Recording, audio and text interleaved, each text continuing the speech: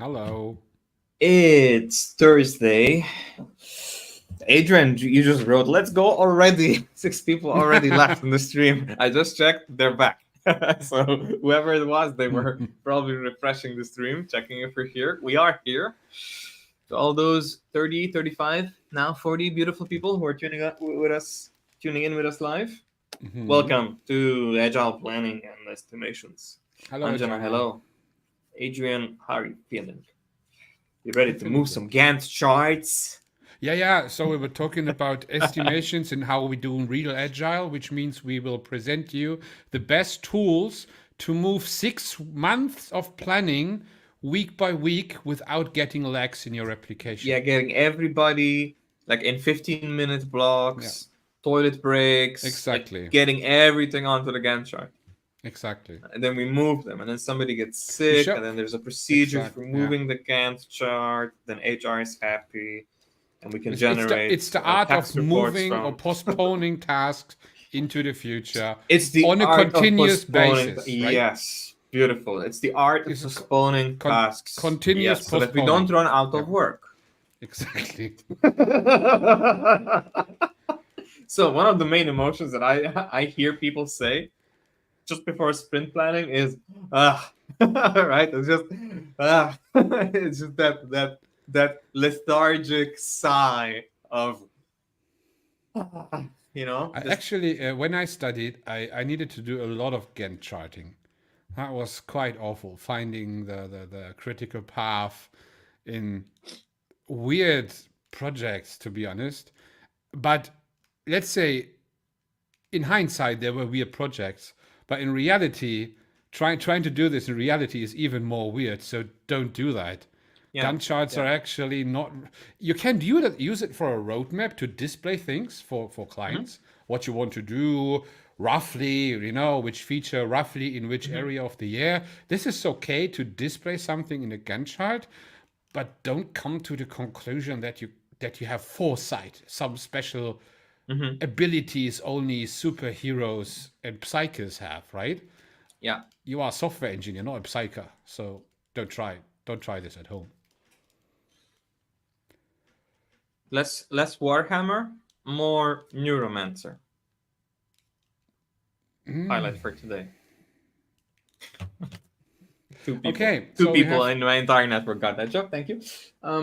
So today is not about Gantt charts. So today we're where should we start this one? Well, let's mention how we got to the topic. We had a after show coffee. What was it? 2 weeks now? 2 weeks ago now? So last week? Wow, time flies. We are having these like after shows that are private for our VIP members, people who are in our circle community. we're still figuring out what to do with the Circle community. But this is so far the highlight. Sabrina was there as well. Hello, Sabrina. So this is our link to the Circle community, where we announce like private sort of Zoom calls or equivalent for our regulars. So generally, if you don't want to be on stage with us, if you don't want to sort of talk to us in a public domain, that's then private, unrecorded, and we can then sort of extend one of these sessions maybe once per month and get your feedback, get your insights. And one of the main sort of touch nerve points was, oh, estimations, yes, can we have an episode about estimations? And I immediately jumped on the opportunity because I love talking about estimations. Estimations, so I'm a, let's start from the beginning, actually. I'm a coach. Oh. I used to be an engineer, tech lead, life coach, and then I just merged it all together. And estimations are by far the main trigger point for all dysfunction in a team, in an organization. When the sprint planning comes up, or retrospectives comes up, or if when people do the quarterly roadmap, or when you do the annual roadmap, or when they're doing like this like huge planning bit where there's something being thrown over the wall and the backlog is being groomed, and people are talking, hey, can we do this, and when can we do this, and how many projects can we build in parallel so it's faster? And it just all of the stress points, trigger points, all of the annoying conversations like come out in the space of an hour or two on one of those annoying meetings, whatever you call them. It's usually a ritual of some kind happening before the project actually starts, which is interesting. And I would like to focus today's topic about those dysfunctions, right? So estimations are just this. We're talking about the dysfunction of estimation. Exactly. Yeah. Yeah. Unfortunately. There were actually quite a lot of conversations in the last month or weeks, actually, on LinkedIn about estimations. People argued quite a lot. There were even some guests we had on the show argued there as well. Okay. And there was a lot about, let's say, the agile idea versus estimations. And there you see again the polarization in the field, that people say, sometimes actually the argument was sometimes you need to estimate things in order to convince people. But this is then that basically nothing to do with software engineering development or something like that. This is just psychological selling stuff, right? Exactly. It's just having a presentation, and it's just it's just stakeholder masturbation. It's just can we do this? Yes, let's build hype because it's an impossible task. It's an impossible task, so let's present it as possible. But what a problem for you is, if you present something like this as a responsible software engineer to a not so responsible business person who just wants to have a number, and you say, okay, they just want to have a rough estimation. They told me they just need to have a rough idea. And after 6 months, they told you, hey, you said it's 6 months, and you said it's just a rough idea. And they say, no, you said it's 6 months. And this is a little bit the problem with that, right? That's one of the dysfunctions, yes. Right. So the best way to approach this idea is to really figure out what's going on in the organization. I mean, think about it. When I go to the store, I don't estimate how long it's going to take me to go to the store. I know it's not going to take me a week, right? Because I'm not saying I might come home somewhere between the next 30 minutes and next month.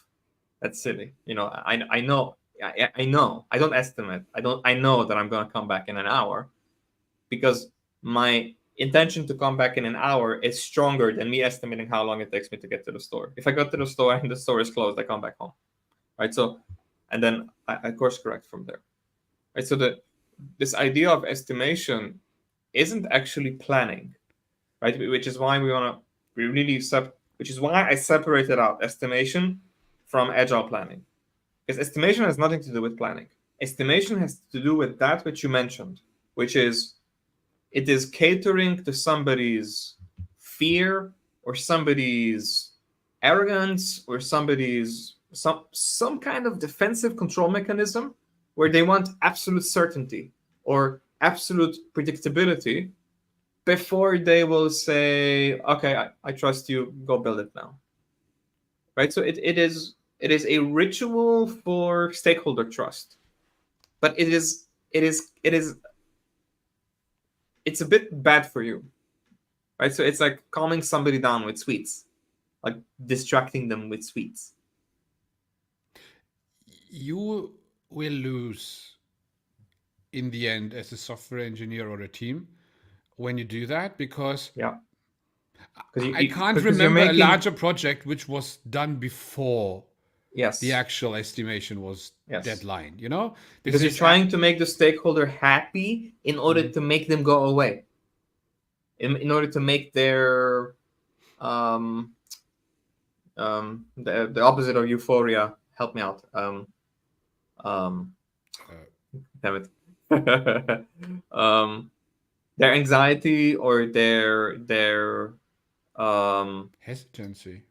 The hesitancy, yes, their uncertainty, their need for certainty to make that emotional state go away, to make somebody of that state go away, so that they stop spreading stress in your workplace, right? So you're basically balancing well-being by making a stakeholder they physically go away. And so they physically leave the room. Yeah, exactly, right? So you say, oh, the stakeholders are angry because we need to do X, and when we estimate, it makes them happy and they go away, right? And that's the worst dysfunction that you can entertain, because then they will take your estimate as a commitment, because then you might be biased to give them a too positive view, a too positive take, and then this thing that Dennis mentions in the comments, they take it as commitment and they say, oh, we were anxious that the project is going to be uncertain. Thank you for calming us down. And then 6 months later, the reality kicks in. No, if the project is uncertain, you need to maintain that uncertainty. And you need to hold your ground,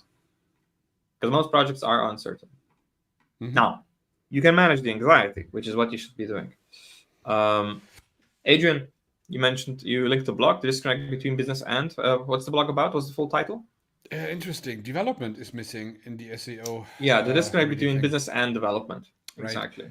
It is a little bit about, so this is not a new topic. I posted several times about that. And we talked actually on this channel already about that. It is the disconnect. And just what Dennis was describing is this kind of disconnect. Instead, that a company, let's just don't imagine Apple or Google now, just take a look at normal small to medium-sized businesses, traditional companies. We're talking about several developers in an organization, and we talk about business people, product owners, salespeople, I don't know. So you know what I mean, you know? Yeah. Instead of having one big team, the idea of DevOps, DevBizOps, or something like that this is all one responsibility. You know, that the business needs to do things, business needs to give feedback, everything needs to be in a big cycle. Instead, you have this gap where the business tries to plan everything up front, budget everything, having timelines, making promises to the entire world. And then they come to you and ask you, how long does it take? And you estimate, and you said, a year, and they talk, we only have 6 months time, and because we already promised, and then you need to make an estimation based on the limits they give you, but the requirements are different then. So that's one of the traps. That's actually one of the examples that was mentioned in our after show, and I just want to highlight that one because I have it ready in presentation mode. Is it readable? No, it's not. Actually, if you go full screen, maybe, but not. Wait a second. Yeah, in full screen, it's readable. Okay. So the idea is that this is one of the traps, right? So there's step one, the CEO. So whoever treats the product as their baby, whoever is the most opinionated feature requester, the person who sort of has write-only access to the backlog without any accountability. They just dump a bunch of wish lists onto you. Then that goes to the Jira They master. call that requirements, not wish. Okay, this is important. That especially product owners often mismatch wishes with requirements, because Yes. they will. It is like, this is one of the we could maybe talk about this a little bit as well, because Yeah, let's we often, let's- especially in the agile thinking, many say you don't really have upfront requirements because this is too much waterfall That's not principle. true. Yeah, I don't. It think, is I not think true, that's a, because I you think that's need a to very have silly. something. That's a very silly oversimplification of Yeah. people who don't like Agile. Exactly. So you need to have rough requirements about what's for going example, a typical Agile company does Agile very badly. A typical Agile company has a a startup, small medium business. So our context, let's say we don't do safe here. It's a very control and command structure. It's not Agile. There's a very product or business focused CEO who has a more subservient CTO. They create strategic. They create a wish list. They call that our strategy for the next quarter, which then becomes requirements. They toss it over the wall to a Jira master, which is usually a product owner, a scrum master, a product owner of some kind. They then go talk to the design team, to the marketing team, get landing pages drafted, get wireframes drafted. They kind of plan it. Can we make it sexy? Yes. And then it's sort of, okay, this is what we want to have, sort of. Here's the wireframes. And then it goes to the engineering team. And now you're the engineering team sitting in a meeting room. This has already transpired in the last weeks, months, perhaps, multiple months. And now it comes to you and they say, how long? How much? How long? How many people? What other things do we need to stop? And we want it as soon as possible. Right? So this is not top priority. And that's already a trap. At least for now, right? At least for now. Yes, at least for now. And that's it, right? So there's appetite, but no commitment. And that's the most dangerous kind. Because why is that dangerous? Well, it's dangerous because this person who started the risky bits, they don't have any accountability. This thing here, the blue box here, has all the accountability. And that's where the problem starts. Whenever you have this kind of sequential work, this is not collaboration. Because the requirements need to start with the team on the right side, right? On the engineers. The engineers need to decide what the next thing we'll be working on, which means you need to foster some form of product leadership. Your engineering team needs to understand the business side of the product so that they can make these decisions without the Jira master and without the CEO. How silly is it that the CEO needs to act as an individual contributor so that this engineering team has work for a month? That's silly. The engineering team should be able to come up and prioritize their own work. Now, obviously, what you want coming in from the CEO, PO, PM, CTO, business analysts, is support and strategy, right? So how does this differentiate us on the market? Do we want to be in this market or not be in that market? Is there any licensing to be aware of? What are the legalities of this? Like, where is our border? Where do the friction points happen? You know, the CEO of Uber,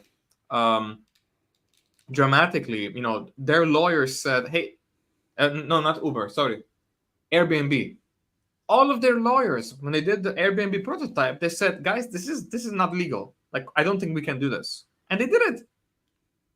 And then they caused a huge reform to the point where any country that didn't want to do the reform banned Airbnb.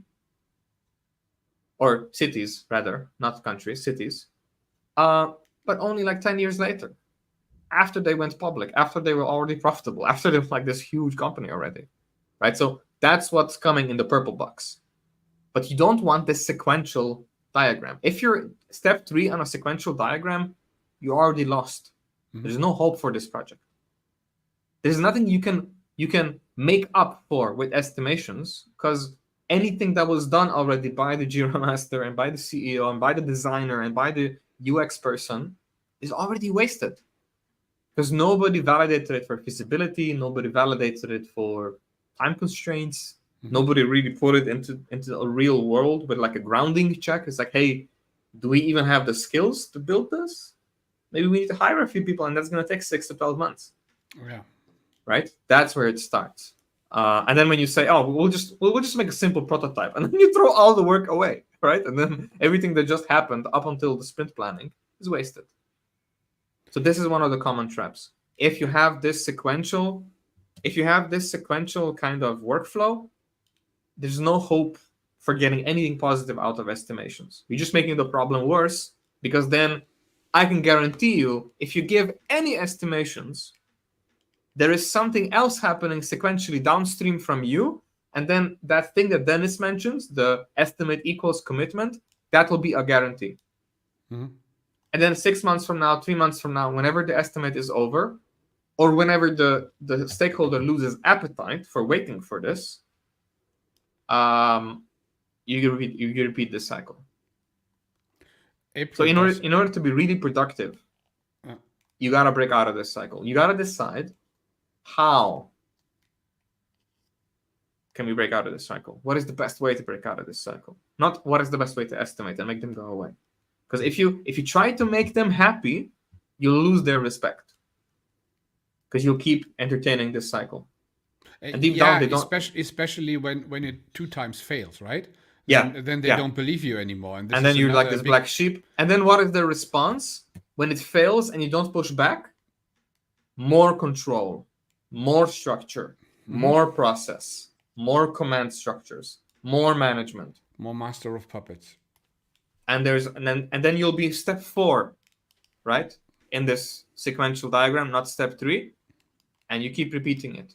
And you keep repeating this until the business dies. Yeah. Or until the investors stop losing their appetite for throwing money at the wall.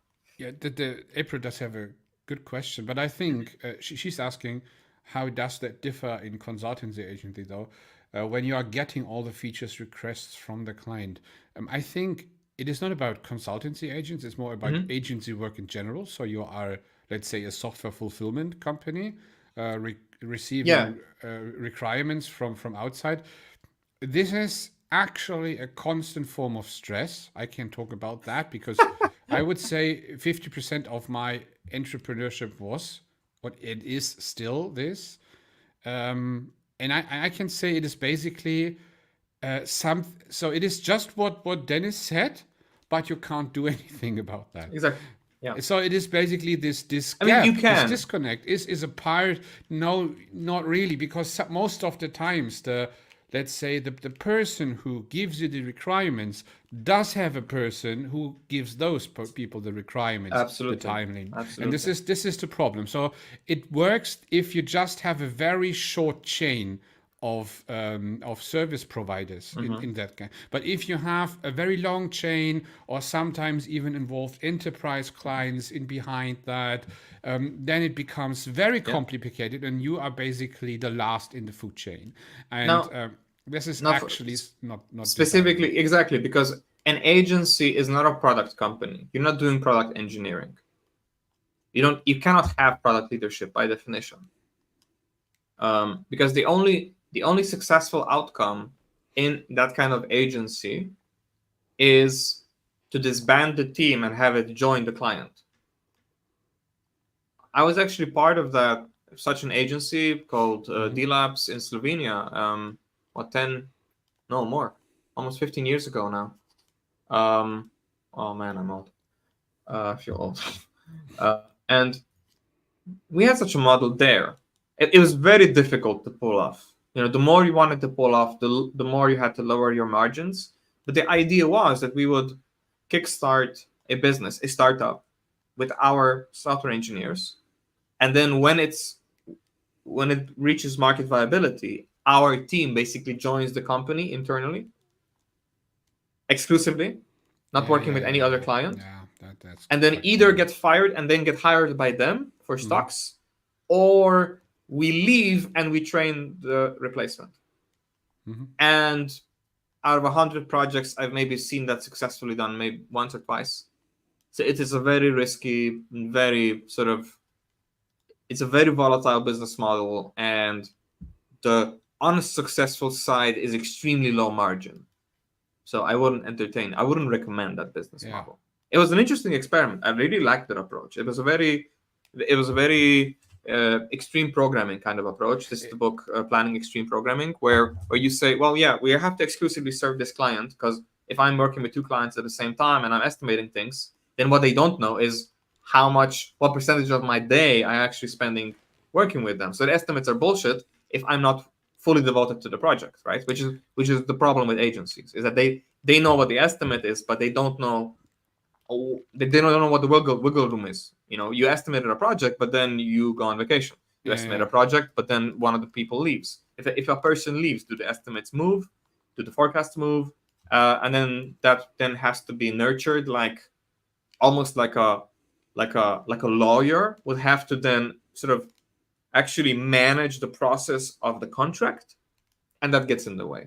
But that's not proper product engineering. That's not product leadership. That is a very difficult model. And nowadays, agencies are low margin businesses, and they increase their margins by offshoring to Pakistan and India.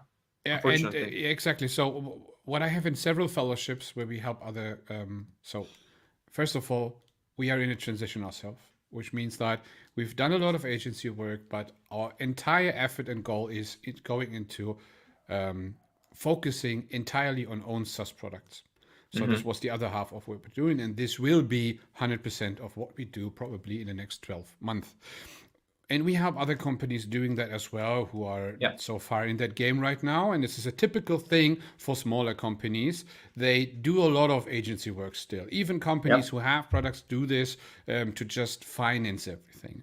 And the problem there is actually no solution to that other than going away, which means that you can or should create some form of real product, not a service product. So if you sell yourself to another company, it's a service product. That's okay, but it's not a real product. So don't mix match it. So you need to have something which you can scale with. And hours are nothing you can scale with.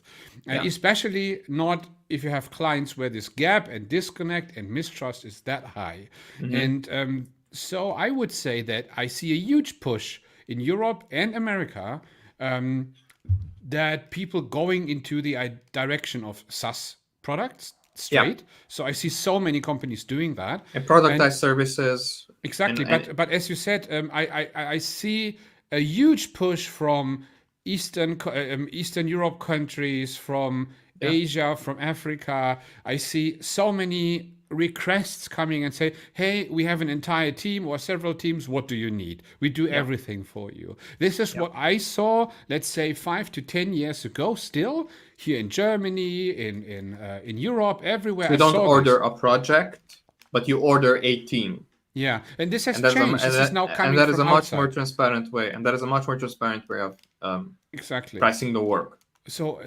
when there's someone in the audience who does have this problem right now with what was just asked, how do you actually handle that in agency work, is to get away from agency work, because you are by definition not part of their cycle, of the business cycle. You are just a fulfilling unit. And there's also no product, right? We also need to understand there is no software product. There's just somebody who wants to buy a website.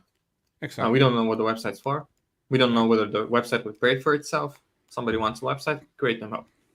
And the problem is, in most cases, it is not even really bringing you some extra money. So there is no really, let's say, it's low margin.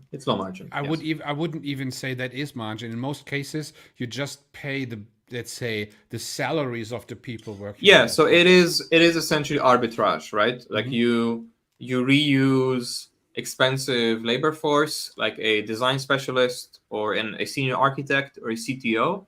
They do most of the heavy lifting, and then you arbitrage by having cheaper front-end engineers or specialists or full-stack developers, where one person can work on 2 projects at the same time. And then you basically just produce margin by arbitrage, by business, just pure salary arbitrage.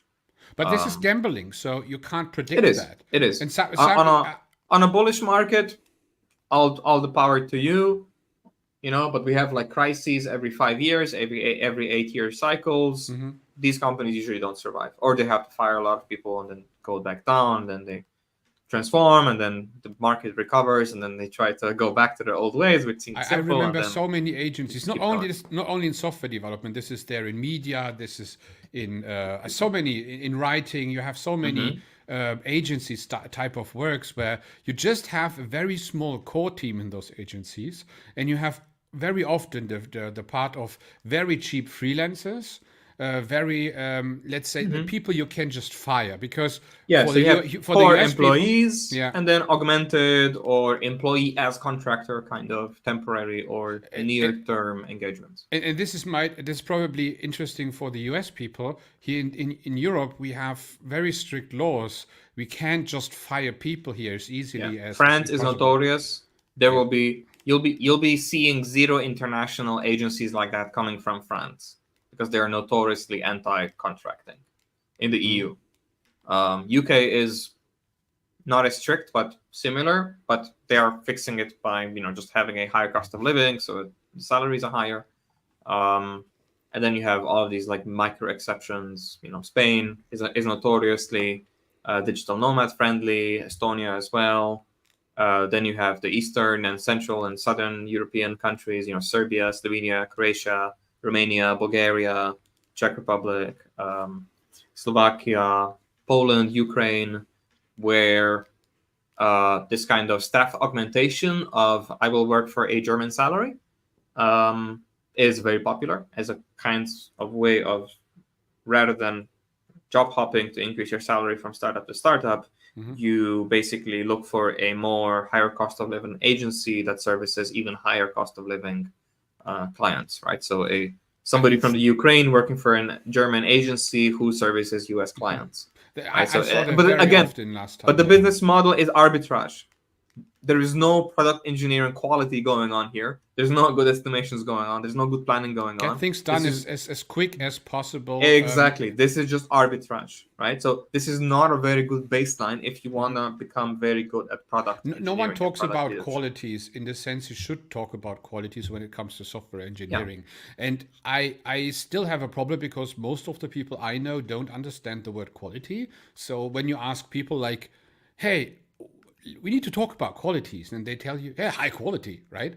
And I say, I'm not buying high quality. I'm not buying that. I don't Please want tell a me Porsche. what is the quality you want. Yeah. Quality is something you set up front. You don't measure it by, oh, it must be very good, right? So you just say, how good should it be? So there's this wording like over engineering, under engineering. So what do you need? And especially in agency type of work, no one discusses those things because the business doesn't want to discuss those things. So basically, the people because the client will go you, away. Yeah, because it basically it's getting more expensive if you say, but we need to keep maintainability, scalability, substitutability, and suddenly everything is twice as or 3 times as expensive. So no one wants to talk about high quality. They just expect in the end high quality, right? 𝗪𝗁𝗿 was notorious, with his book Inspired. So he's what's the Silicon Valley Product Group, SVPG, I think. So it's the orange book, Inspired, but a light bulb. It's the lean, business model canvas, lean organization, lean startup. Those were like his core ideas that he started marketing. I think in the late 2000s, 2008-ish, 2006. And that's the core principle really that we're exploring here, is that most of the problems that you'll be facing is product discovery. So this purple box here on the far left, and then product leadership, how to create a team that autonomously then prioritizes and improves the product rather than being handed off requirements from some other box, some other organizational construct. I just want to move forward with maybe this. just before I forget that, you said that before because I saw that and it was offered to us many times, is that you start as an agency, as an external entity with limited budget, right? And then you shall be moved into some company later on. So many companies, when they start to have a good relationship with you, they tend to try to buy you instead of giving you more money. But when they start to calculate those things, for example, I just give you a roughly example which is easy to calculate. You sell per month to developers in the European Union somewhere for 10K net a month, right? So 5K per person. And then this company starts to calculate how much money they need to spend in order to employ them.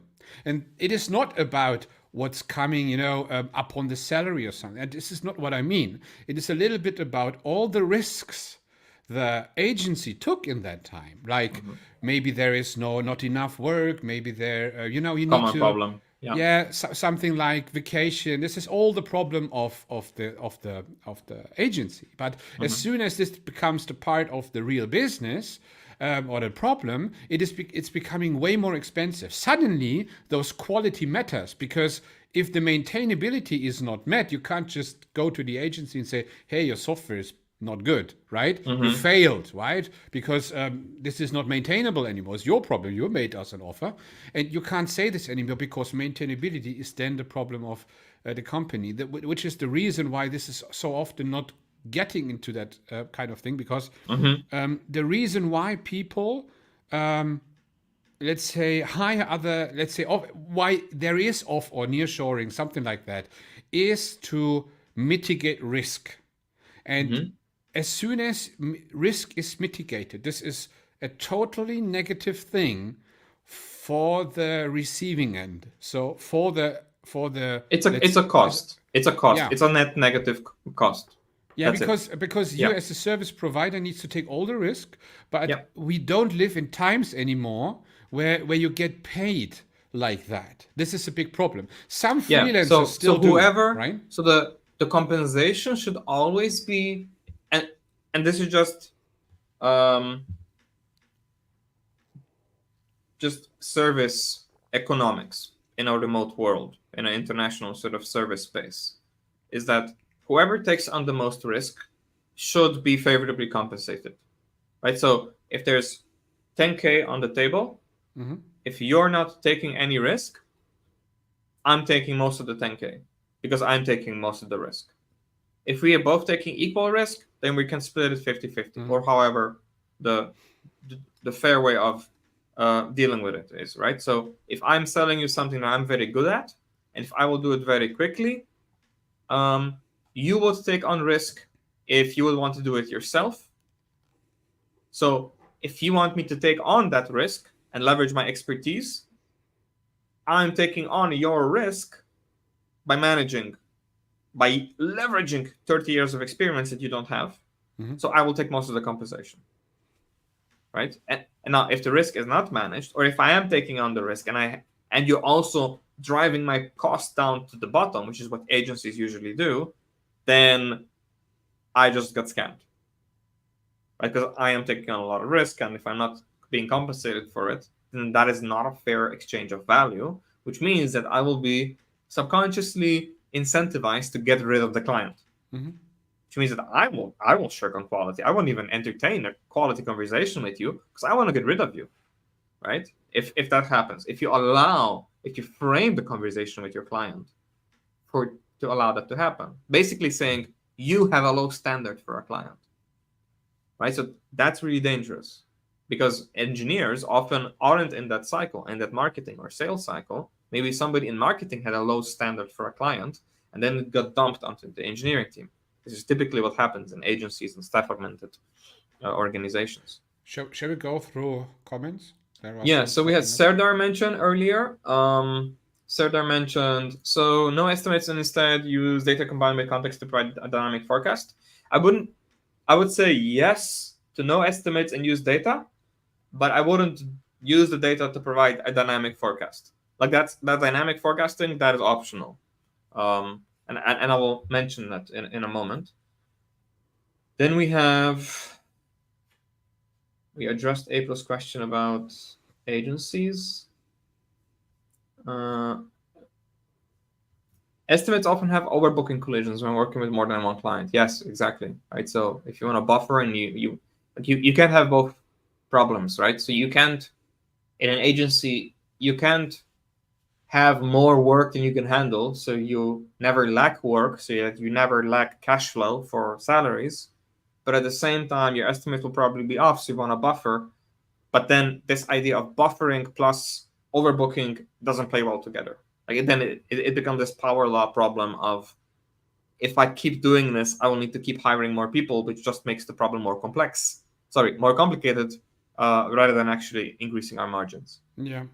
Because you're not actually scaling. You're not actually scaling the talent. You're just making the problem larger, right? So you're scaling the problem, not the efficacy of the talent. Mm-hmm.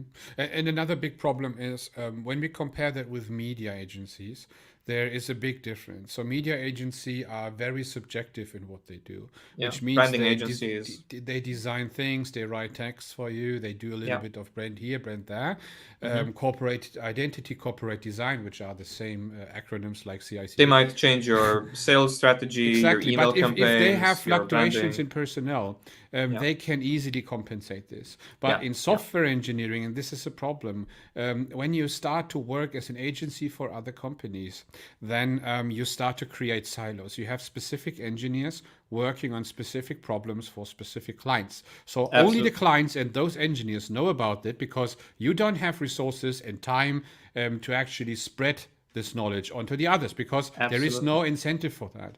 And this is handleable. So if you stay a very small, let's say a little agency of 5 people, which is, let's say, a collective of freelancers working together in that kind. But if you scale to 20, 30, 40 people, you get a huge problem when you have a lot of fluctuation. Then suddenly, even that you have income, you get so many problems with the contracts that you basically can implode as a company. And this is something, and the company... I was writing proposals for a lot of agencies who wanted to hire me for coaching. And I immediately told them, like, your business model, the way you're paying people and the way you have like senior management and architects for agency kind of work, is all of the margin needs to cover for all of these extra salaries. So if we get better, like if you're overbooked, if I make your employees better and you're paying them hourly, you pay them less because they'll be faster. It's a part of our engagement, has to be restructuring how you're compensating your staff and how you're pricing your projects. Like that. Like, this doesn't make sense. Like, I can't improve your quality without you also addressing and making your service more premium. And this ends because it doesn't make sense if you don't do both at the same time.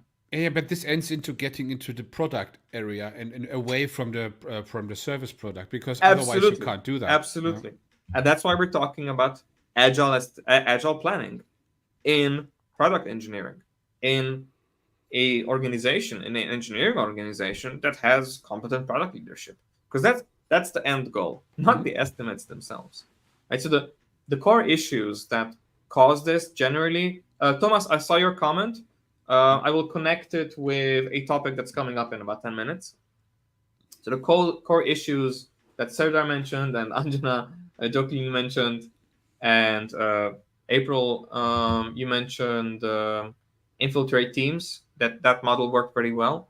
The core issues that facilitates all this, like temporary thinking, is usually a combination of ignoring data and process fatigue, right? So somebody can ignore data because they don't understand it, or because they're arrogant, or because they're not grounded in reality, right? So they're grounded in what would DHH do? What would Steve Jobs do? What would Microsoft do? What would, they're comparing like some generic fan company that they look up to, but it's not grounded in their reality. Right? It's a small CTO or CEO. I lay in bed in the night and thinking, comparing myself to Steve Jobs, this doesn't make sense for me. But doesn't make sense. It's a little bit like high flying. And it can also be, all of this planning and estimation and over planning can also be caused by process fatigue. It's possible that your organization has 60 employees, let's say. Most of that is legal, HR, sales, and then 20-ish people are engineering and product, and their management structure. That's kind of, that's below Dunbar number. If your engineering organization minus the most senior management is below 15, 17 people, you don't need any process, because they're small enough to talk to each other. Exactly. Like, God forbid, like, what are they doing if not talking to each other? I can guarantee you, every time I get into an organization like that as a coach, they're usually following Scrum or something equivalent. Ah, And they tell me most of their time is spent, they log on in the morning, they check Slack, they go on a huddle, then they check their emails, then they go into Jira, and then 2 hours pass before they decide what to work on next, and then they put some things in Jira, and then maybe they get some work done before lunch. I'm sitting there thinking, why is nobody collaborating? Why are so many people talking about what they're gonna be working on next week and not get anything done today? When's the collaboration happening? Oh, I'm waiting for designs to happen. It's like, why? It's like, have you decided that it is feasible to implement? Because anything that they're designing that you know you will decide that it's not feasible to implement. the most If effective. the engineer should be requesting designs, not the person writing push lists into the backlog. It should say, I wrote this feature, I need it designed. How can we design this? Right, so the engineering team should do just-in-time design. You should have a design system and say, my design system requires this kind of layout for these kinds of workflows that we're working on. I grew up in software engineering, not really with engineering itself, what we know or understand today about that. It was more like, especially the front-end part, especially here in Germany, we had this discipline was set by media persons. So we called them actually media designers or media operators who were able, so basically they came from the traditional Art media directors. business, right? But they then become digital media operators, and they so built they came the from print. websites. They came and all from this print. kind of stuff. Exactly. And Yeah. they had all the design things, they learned all this kind of stuff, and they adopted HTML, CSS, JavaScript, and PHP. Absolutely. As a tool. Yeah. Exactly. But the processes stayed. I started off exactly in the same industry. And what they did back then with Photoshop back then was to just create a rough corporate design guide. But but when it comes to creating a page, the software developer in that moment used the design guide and created the UI. Today, the UIs are created before you have actually built them. And the problem with that is that the idea is actually not that bad, but the problem is there is having no cycle. Having a design system is bad, but not the sequential form of work. Yeah. Right? So you don't want the sequential form of work where there is design being created before validating market demand. Yes, but the point is we need to start by prototyping, validating market demand. Any kind of feature that got requested, we need to validate to make sure if I publish this, if I put this thing in the backlog, can I guarantee, like what do I need to guarantee that it really pushes key business metrics, that it increases retention, that it increases acquisition, that it increases brand awareness, that it increases our profit margin, that it reduces our costs, that it makes us more resilient in the cloud, that it makes us more resilient if they cut fiber optics cables in the Red Sea, right? So you got to be thinking about it strategically. How does this backlog help our overall SLOs? Because if it doesn't, nobody should be designing for it, nobody should be architecting for it, nobody should be wireframing for it, nobody should be building HTML for it. I know it's fun, it's pretty, it's cool, it's sexy work. But if there's no proof, tangible, grounded, data-based, evidence-based reasoning about proof of market demand, that a user will pay for this, that they will use it, or that you can monetize it in some way, even if it's freemium, then nobody should be working on it. Because the worst offense I see product engineering teams do is they say, oh, I don't know if people will use this, so let's build it and find out. That is the worst way to do software, because that is extremely scary. And because it is scary, the stakeholders want to have estimates to know how scary it is. But that is already too deep down the wrong path. Because the point is, yes, it's scary, so you probably shouldn't be doing it. No, not estimate it so I know how scary it is. It's like, I'm going to get drunk, so tell me how much, it's like, no, you shouldn't be drinking at all. I should show me what the percentage is so I know exactly how late I'm going to hit my limit. No, Like you shouldn't be drinking at all. Just drink freaking water. Stay healthy. It's a little bit By the way, like we are an hour in. estimation. Don't forget to hydrate. So I nearly threw with my first coffee, so I'm not it's a bit sure late I'm for that, hydrated or dehydrated now. Coffee definitely dehydrates. So you spend more water processing the coffee than the coffee actually contains water. But that's a separate topic. I'm a bit of a coffee This nerd is as why I well. have water here, Yes. just to be zero after. One of Denis's life lessons: do not hydrate with coffee or green tea or black tea. Anyway, but back to this idea, right? So you want to avoid having process fatigue. Having a 4-hour sprint planning. When I started off working in an agency, we used to have 5-hour sprint planning sessions, and people hated going to work that day. That's process fatigue. Because you should be asking yourself, there's 15 people on the team. Why do we spend 20% of our week just having this bullshit meeting? We can just talk to each other. We can just start working on the most proven market viable feature, make an increment on it, test it with your real user. If they won't use it, then if we don't understand why they don't use it, then there's nothing we can build around it to make it sexier. Because people think, oh, if you just build it, they will come. No, they won't. You should be prototyping like crazy. You should be prototyping in Figma. You should be prototyping in static HTML, in like very messy mockups. Use the services that like Listna, where you can pay $200, 1,000 euros, let's say, for a really extensive product research to figure out and interview and get emails of people whom you can interview. It's like, hey, I'm building this kind of product. Would you be interested in buying it? If you're building a SaaS product, Listna is amazing. Please prototype. If you're not prototyping, your stakeholders will be stressed and they will want estimates from you, right? So that's why we're talking about this. Now, why is prototyping important? And I see comments, so I will just zoom out to build some anticipation. Let's see. And now I can address Thomas's question. The big challenge of not estimating or having estimations is time for the business value. In my feelings, the value in business is changing so fast that you need a result in a really short time to know if there is a value of this, what you are doing, before the system is changing. And he continues, or better, like I see it a lot, let's ignore the risk and face it later when it comes. Exactly. And then we will think about it. So the issue is not that the business is changing, but the business didn't have proof of market viability, and what they're building doesn't actually provide that.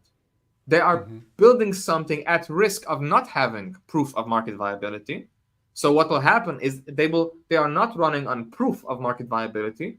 They are running on appetite. So the business won't change. Their appetite will change. Right? So there is nothing of value for the business that's changing. It's just that these the pink tinted glasses come off, and people are like, oh, let's do something risky. And then once they see how expensive it is, their appetite for the risk goes down, and then they want to cancel the project. But there is nothing of value that changed in the business. It's just that they became grounded in reality by virtue of losing a lot of money. The survival mode kicks in. And I see a lot of this in startups and first-time CTOs or founding engineers. All companies, all sizes, is that up to they do not take frugality and being lean seriously until they're in survival mode. So then there's like happy times. Oh, we just got a 20 million valuation, and we got a seed round. Woo! Let's build 40,000 features. And then they build it for 7 months, and then the cash starts running out. And then in the last 3 months, they actually take the business seriously. But by that time, it's too late. Right? So you gotta take it seriously from day one, not in survival mode. There's nothing worse than saying, oh, let's just adopt this huge process until we hit survival mode, and then we have to adopt continuous integration. That's stupid. Just adopt continuous integration and say no to a lot of requirements. I bled myself. I bled so much in that regard. I made so many mistakes in the past. It was always the same. Not really with fundings, but with large projects. which actually then funded things. It was always the same. So it is about prioritizing, and you really need to stay. Actually, the survival mode is nothing bad, but you should not see this as, or you should not be in stress while doing this. Exactly. So it is a little bit, when you are in survival mode, it's very close to what Agile actually is, just in a Yes. high stress situation. You're So in a you you're start in to a communicate, uncertain. right? Yes. Yes. You're in an uncertain situation and you get comfortable with the uncertainty and you start mitigating the risk. You start managing the risk rather than pretending it's not there so that you can feel safe. And what I often see as well is something which kicks in as well is when you have a lot of money, when you have a lot of freedom, people tend to procrastinate.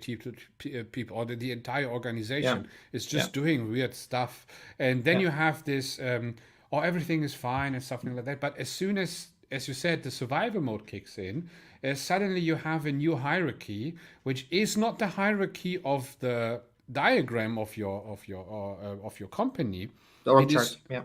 it's exactly. It is actually, there are suddenly people with leading voices. It is like a little bit like the communication you have on battlefields or something like that, where people so there are, let's say, people crystallizing out who taking control over the process. And suddenly everything goes forward, and naturally everyone else is following because everyone just want to get out of there, and this, because this happens because the situation is most often overwhelming for everyone in the company, so everyone just wants to get out of there. The And problem Serdar is, mentions this. Yeah, and Serdar mentions this in a comment as well. okay, but very often companies break Yeah. entirely down because, or break apart because of this exact fact, right? And I do apologize. I see our LinkedIn audience is moving over to YouTube because you probably want higher quality, and I'm zoom out too far. So let's zoom back in. I'm sorry. I'm sorry. I see you. I see the LinkedIn numbers dropped and the YouTube numbers went up. So I'm sorry. Here, I zoomed in. Right, so this is generally what happens. This, what you just described, Adrian, this is what I call the estimation riddle.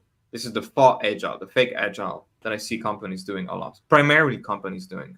And Serdar mentions this as well. So the LinkedIn user that Serdar had a team like that a while back, 12 people minus CTO and VP. Again, 12 people with the VP level. That's a small organization, below Dunbar number. It's a 2-pizza team. No ceremony, please. No process. Safe is overkill. Safe is command and control. It is not agile. It's just there for consultants to really rip you off with a bunch of process and methodology. And spend 60% time in meetings and ceremonies. No pun intended, but safe to say I got rid of safe. After implementing safe in first place. And just focus on effective comms and delivery of content and value to that contributed to the company's main goal. Exactly. Right. So this is the estimation riddle, which is when somebody asks you, when will this be done, or by April? Bye-bye. When somebody asks you, when will this be done, or how much will it cost, or what percentage of the team do we need to take off of project X to be able to build this? Usually it's a split. It's a command and conquer problem. And the problem is that the wrong people are making this decision, right? Again, there's this command structure going on outside of the engineering team, and they want to split the teams or hire a new team or sort of share responsibilities or arbitrage infrastructure that's already there to then build something extra, something speculative. But the team should own the risk of the speculation, right? So the real question is, do we have the talent? Will the customers buy what we're building? Yep. Those are the real important decision drivers. Is what we're building legal? Is it feasible? Is it even possible to build it with our current technology? Do we need to change our tech stack? Do we need to change our front-end stack for this? Do we need to change our cloud provider for this? Is it too expensive to do on I don't know, Cloudflare? Is it too expensive? Do we have the capabilities right now? What I want to add is you are in a very specific context, but this context is, let's say, very widely used. You are in the typical startup SaaS context where people looking for acceptance on the market. But somehow, and I don't know why, the absolute vast majority of all my clients in all the 2 decades are actually in the business to business sector, which means that you don't have that. So as soon as someone is coming to you to build something together with you, Yeah. they have already made the decision to have this. So So this is what I my can add to context, that. I've been working a lot with B2B SaaSes and e-commerce B2B. The issue is that this comes back to this issue of how will we, the team, manage the risks, and about arrogance, right? Because your client who's paying, they don't own the problem. They have empowered you to solve the problem, which means that even though they're paying it and they have requested a feature, you now need to validate that all of their features are necessary, right? So your clients, let's say your B2B customers, it took 9 months to nurture this relationship and to get the sales team to get them on board to sign a contract for $500,000. Now it's your job to validate everything that they have described in their self-diagnosis. They have done some due diligence. They said, we think we need this kind of feature set, this kind of product. It's your job now to do due diligence, because every requirement that isn't strictly necessary for their success of whatever it is you're building for them is an extreme risk. Because it'll risk diluting attention, it'll risk splitting the team apart, it'll risk creating more cognitive load and more complication and more complexity, needless complexity, accidental complexity in the system itself. You might overestimate the amount of infrastructure you need. You might underestimate how expensive it's going to be to scale. If you go out with, we have this contract requires 40 features. Once 40 features is checkmark, we get the other 50% of the funding. That is extremely dangerous. And it's your job as a team to define, hey, that's a risky deal. How are we managing the risks? What happens if we decide that, yeah, in order for them to pay us, we need to have these 40 features? But what do we do? What happens with payment if we figure out that building these 5 features makes 0 sense? Do we still build it? If we don't build it and we deliver to market sooner, will they try to contest payment? Because legally speaking, we've already put it in the contract. That's the risk that needs to be managed. This happens in agencies, this happens in B2B businesses, and this is what the team needs to be actively doing. Not some salesperson, not some CTO in a different country working with a different department, working with a different leadership vertical, the team itself. Because that's the main risk of the project. Not that you're not meet the deadline. And I want to touch on deadlines as well, because we're talking about estimations. A lot of people think estimations provide a deadline. I just want to have a really cool analogy for this, but I want to check on the comments real quick, because I think we had a question. Side question, yes. So before April left, April had a question. What are you using for your slides? This is 𝗪𝗁𝗲. This is 𝗪𝗁𝗲 in dark mode, and I'm using the color palette that 𝗪𝗵𝗵𝗲 used last week, because I found that it's like really sexy on like high contrast on like low quality video. How does it compare to 𝗪𝗁𝗲? It doesn't lag as much. 𝗪𝗁𝗲 is great when I'm doing event modeling or something equivalent and I want to zoom out a lot and want to collaborate with other people. Because I might want to do links, I might want to do imports, I might want to have Jira tickets in there, so that if I want a deeply connected document with something else, I use 𝗪𝗁𝗲. But I hate the licensing on 𝗪𝗁𝗲. Like the licensing fuckery that goes on when I share a document, I get a gray hair every time I use 𝗪𝗁𝗲 for that. So that's why I use 𝗪𝗁𝗲. Plus 𝗪𝗁𝗲 exports into a very simple XML, and there's an IntelliJ plugin for building the diagram. And just now, 𝗪𝗁𝗲 added this new feature that has wireframe to code or AI settings, right? So you can say text to diagram, and you can write text, and then it'll use 𝗪𝗵𝗲 to come up with a programmatic diagram, and then you can just create a diagram just by describing what you want to see. And this is cool. This is now my favorite sort of UI integration hack for ChatGPT for diagramming stuff. So awesome. April, if you're seeing this, if you go to crafting tech teams, On the 𝗪𝗵𝗵𝗶 episode, then there's this black diagram excerpt from his presentation. There's a link there. It'll go to 𝗪𝗵𝗵𝗺. It's pre-configured with these colors. It's a black background, and you can just take that presentation, delete the contents, and basically get the same template that I have here in front of me. The arrows and everything, that's me. That I drew these, so that's, I have to apologize for my artistic taste and ability. And April mentions, yes, Atomic Design. That's also a very good book that I recommend on that. April mentions, wait, so you have a strategy for tasks before even adding the task to the backlog? Absolutely. Absolutely.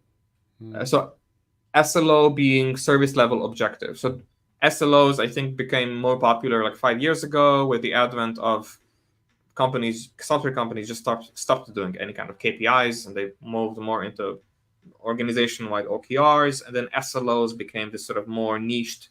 Okay, so we have an agreement of what a service, we're a B2B SaaS company, right? So we have a service. We don't really have a off-the-shelf product, but it's a constant service, like, you know, constantly online service. So we need to have agreements on like what are our rules for when we're online, and if we're not online, or do we pay any penalties? That would be SLAs. The SLAs might also be performance limits or load shedding. SLOs are more, the team needs to self-organize around this objective, and then the team can do so and own the problem without being assigned tasks. That's why I use the term SLO in that context. It's wider than that, I'm sorry. But this is not an episode about SLOs, so I don't want to go into too much detail.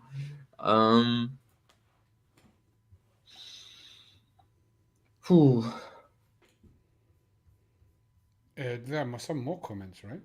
Yeah, they had a comment regarding, you forget when you're ready with prototyping, you should rewrite it. You know, is this thing what you did already valuable, or how much value does it lost? I think what people get wrong with prototyping is that you're not prototyping in order to keep it. You're prototyping because you know you'll have to throw it away, right? So the point with prototyping is not that I'm prototyping something as version 1 and then I'll build version 2 and oh my God, oh no, I have to throw version 1 away. No, that's not the point of prototyping. The point of prototyping is I have 10 ideas, and building all 10 of them costs 10 million.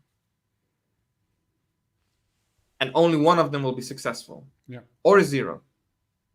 So I can raise a bet here. My chance of success is 5%, and it costs me 10 million to play this game. Now, if I want to win that game, I have to guarantee that I make somewhere upwards of 40 million to really stomach these numbers. That is obviously crazy, because you can't build a business around that, because you will die due to lack of cash flow, because you have to pay developers while you're playing this game, right? So the issue is, okay, I will prototype all 10 ideas cheaply so that I don't have to invest the 10 million, so that maybe I invest only 200K. But then one of the ideas will be worth 1 million. But the other 9 were never going to be successful. It was just my idea. You know, there was never 10 million on the table. You know, because the chance of success is maybe one of them is successful. But 10 million is what it would have to be for me to not prototype. And this is sunk cost fallacy. This is what most people get wrong, right? So if I'm investing this much, then each idea must be worth this much. But the reality is, if you're grounded in data, if you're grounded in reality, that's not the case. The reality is that, yes, all 10 of them might be successful, but the reality is only one of them will be, probably 1 out of 10, 1 out of 20, which means that one of them is worth 1 million and 19 of them or 9 of them are worth 0. So that's the actual math. You don't potentially have 10 million. Your solution space is potentially 10 million, but your actual realization is only capped at 1 million, because only one of them you'll actually be able to invest into, get out to production, get out to market, have it actually get adoption, and then you actually have to pay to maintain it, while also paying for all the salaries to run all the other experiments. That's why this is so important. So absolutely, when you're deciding on strategy, you need to decide, I am prototyping to throw this away so that I don't have to build the entire thing. If you're going into this idea of, oh, we need to build this feature, we need to build a system that has 40,000 features, let's start with a prototype, that's silly. Because you've already decided arrogantly that you need to build a giant system. The point of the prototype is to prove that you shouldn't be building the large system. So of course, Or you should. or that you should, yes. But at that point, you have data. At that point, you say, oh, the prototype showed us that what we thought this was worth 20 million. Actually, it's only worth 5. So we need to make the actual system much smaller based on the findings we found from the prototype. That's why we're going into the prototype. You're not going into the prototype to have then this regret of, oh, I wish I had done it better the first time because I was already committed to the large system. No, if you're already committed to the large system, you're already losing. You're not playing the game seriously. You're not playing poker anymore. You're just hoping for the best. Hoping is not a good strategy. Hoping is usually a sign of lack of strategy, lack of business strategy. Right? And that's why I say when people ask me about estimating prototypes and prototyping, is that they get these terms mixed up, the deadline and the milestone. And I have these two analogies here on this idea of B2B and frugality. About deadline means if I'm on a journey and I'm planning a road trip, the deadline means that's the point where I run out of fuel. So there will be no more driving going on when we hit that mark. Right? So if I say the deadline is March, then development stops in March. We fire the engineering team in March. That's a deadline. Us creating a deadline to motivate people to get something out by March, because we don't do continuous delivery, that's a milestone. That's not a deadline, because you will continue working after the milestone. Right? So the point of the milestone is for you to stop and say, okay, do we need to toilet break, refuel, course correct? Is one of the doors closed? It's usually an intersection. That's why it's called a road map, because it's an intersection where you can then choose a different road to take. And that's why it's called a milestone. But the deadline is your employment contract expires in June, so we need to be done by June, because after June we lose access to GitHub.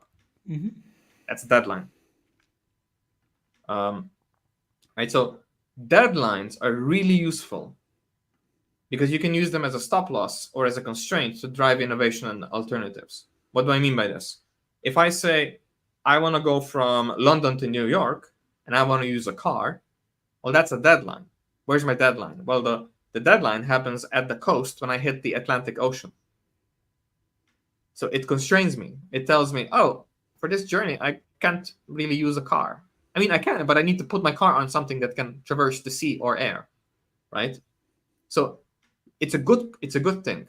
Mm-hmm. Right? So things that are equivalent to deadlines that introduce constraints into the system are extremely good to innovate, to foster innovation. Milestones don't do that. Right? So if you want to motivate your team to be more creative, give them a realistic deadline. Tell them, hey, yeah, no, like there's borders, like there's regulations. We can't do it with this. We can't use technology X. We need to use technology Y. It has to be going to these servers that are located on European soil, or it has to be here, or it has to be there, or it has to be. So there are these strategic constraints that, to then again answer once more April's question about the strategy of tickets. Yes, the deadline, the strategic aspect, before any stakeholder asks you for estimates, God forbid that they ask you, but if they do ask you, these strategic elements already have to be in place. Because when you're estimating, if you are estimating, you should ask, what's the deadline? Like when does the fuel stop? What is the lay of the land? You should ask that, because the deadline will not be set based on estimates. That's a common misconception engineers have.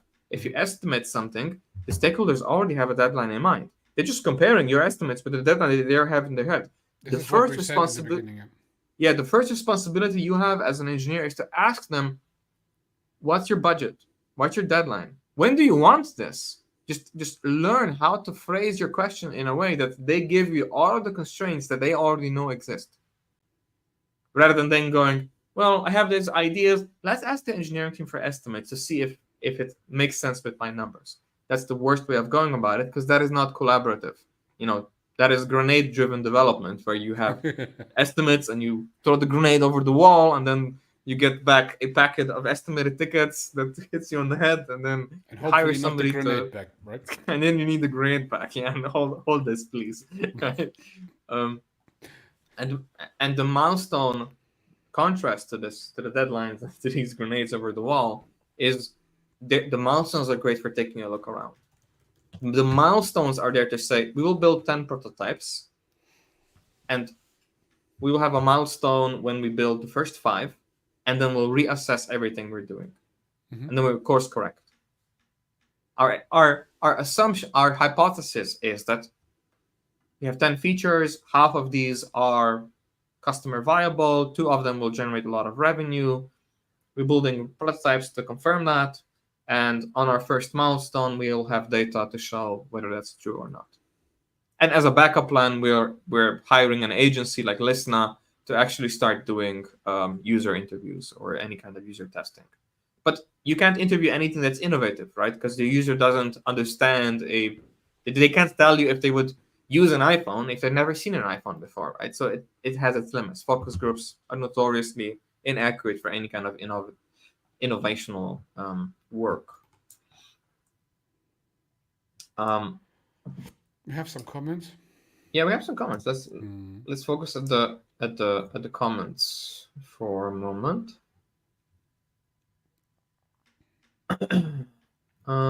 Wait, we had that. That's Thomas.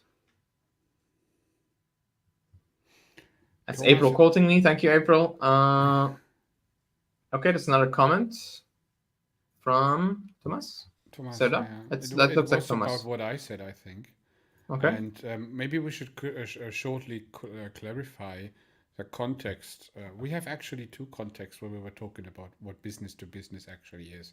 So let's quickly talk about what business to business is not. So if we are using, for example, right now, StreamYard. So StreamYard is a company. Great example. StreamYard great example. sells it to us. It is business to consumer. We are just consuming that one. Business to business and business to consumer doesn't mean business to private person and business to company. This is not what it means.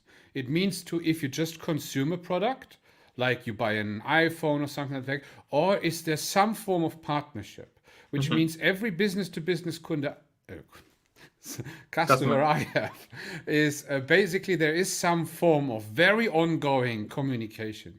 So this is what I, in my context, use as business to business. May it be in the agency sector, may it be in the SaaS sector. So even if we build a SaaS product for business to business, that means that this SaaS product is highly customized on some point for the client. Otherwise, they would just be consumers for us.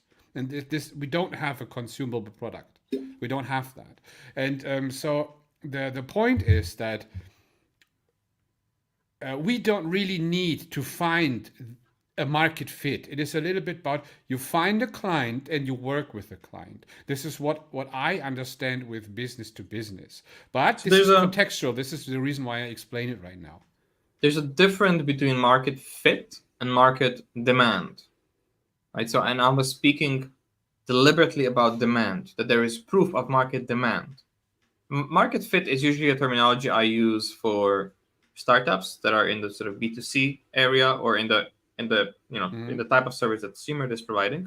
So it's direct to customer. It's not, there isn't a 2 organizations strategically aligning their mutual interests. For example, ChatGPT having a private offering where they might lease you part of their infrastructure to privately train your secret NDA protected company secrets on an LLM. That would be B2B. Or if you have some kind of data analytics pipeline that somebody comes, hey, we have this like huge store, you're not in our industry right now, could you adapt to our industry? Because the infrastructure seems to be adjacent, can you adapt to our needs? That's common B2B strategy. The issue is that, when you build a software product, it's still being used by humans. But The issue is that in this case, it is being the market is the business itself, the other business, right? When I'm talking about market demand, what I'm thinking about actually is, will the employees of that business or the stakeholders of that business use the software that's created? Will they be delighted by using the software? Will their business strategy improve, or their business metrics or their business objectives improve by consequence of using the software? Not by consequence of buying the software. That's a quick illusion. That's okay, we'll just throw this tax optimized pile of budget onto this other business. We'll build some software, and then, if push comes to shove and it's shit, then we'll just not use it. But that's not the point. The point is, if they do use it, how many people use it? How difficult is it to influence them to use it? There is nothing worse than trying to influence people in a large enterprise to start using some new software. That's the point. That's the fit you need to check. Somebody might be requesting it, some manager of some small vertical in a large organization, a large piece of software, and then it won't see adoption because you didn't understand the problem enough. This is notoriously common in B2B SaaS businesses, where there's like white labeling or customizations or integrations going on, and it's usually just serving like some weird small niche team in some organization. And you want to avoid it as much as possible. That is what you want to validate. It's like, hey, you have this, what are your large scale business strategic problems? And are we serving just a small team, or overall, is this like a long-term relationship? Will this spread then to all the other teams? To which teams is it a good fit? What departments could benefit from additional features? That's what you want to validate. That's the kind of validation I mean. Because you want to treat this like a whale. You want to treat this like a potential long-term relationship where you can take over a lot of their business concerns. This is what I mean. Collaborate with them, right? Collaborate. This is no coincidence. You need to collaborate with them. If they just chuck onto you, assign requirements to you, nothing of value will happen, because you haven't attacked the risks. You've only attacked the backlog. That's the blue line. I mentioned what product leadership is. You need to focus on results, not busy work, not predictions. Because a lot of B2B businesses, they're just optimizing, can we spend the budget? Because it's usually some tax optimized form of purchase. The team needs to manage and prioritize the work. You need to attack the risks, not the backlog, not the requirements. And you need to collaborate with the people who requested the software, not get requirements from them. Collaborate with them. It's like, hey, can we make this go away? It's like, you said you will use this, but actually I want to test that. I want to give you something, and then I will observe whether you're actually using it. And if you're not using it, then I will have some interviews with your teams to figure out why they're not using it. Because if we build something and it's expensive, and you don't mind paying us this much, but if we build something that's useless, then we would rather not build it. Because at the end of the day, it's just going to backfire somewhere. Politically, on somebody's quarterly review, it'll show up as, oh yeah, we bought this huge agency built us this software and we're not using it, so this agency is bullshit. We don't respect them anymore. Even though they paid the bills. Or, God forbid, they even fight you on it, right? Adrian's. Hi, thanks for the discussion. Great to grab any experience in planning and estimation for temporary squads that are created to solve some particular organization-wide problem. Temporary squad that are created to solve organization-wide problem. Potentially engineering the functionalities as well, but it's tricky as you're not owning the product areas. Adrian, any insights here? I'm just not going to put this on the I, screen. I have a rough idea, I think, about what a temporary squad is, but I think it's a little bit a like an initiative or like a guild. Initiative is a good thing. So something temporary, intermediate to fix a specific issue and on a higher level, right? Somebody dipping their toe in some organizational transformation without transforming the entire organization. So this always includes many departments, and a important thing in that case is that those departments don't understand them as themselves as departments, but as one big thing. Otherwise, it's basically worthless to do that effort. Yeah. This is about the disconnect. I shared the blog post in the beginning. It's about getting away this disconnect. You can do that on a very small scale in just a company with 2 people, where one is doing business, one is doing the programming. But you can do this as well with 200 people and 10 different departments, where you try to remove the gaps. And try to remove boundaries and get people together again. And this is what actually the squad is, the temporary squad. What you should try is to make the temporary squad something permanent, which means that it's an initial effort, initial project, which becomes process. And this is what I can say. Everything you want to implement long term starts always with some kind of project, so something temporary, which a definite start and end point. Or a goal, a smart goal, and the process, which is actually something which comes after that and is long term, which means you start to, for example, we had that last year so often, like companies wanted to become modern, wanted to become cloud native or something like that. So you need to Or have agile, or agile, exactly. Scrum. Yeah. Want to adopt something into a process, so they need to start with a project. So I would see it that way, instead of giving it funny names.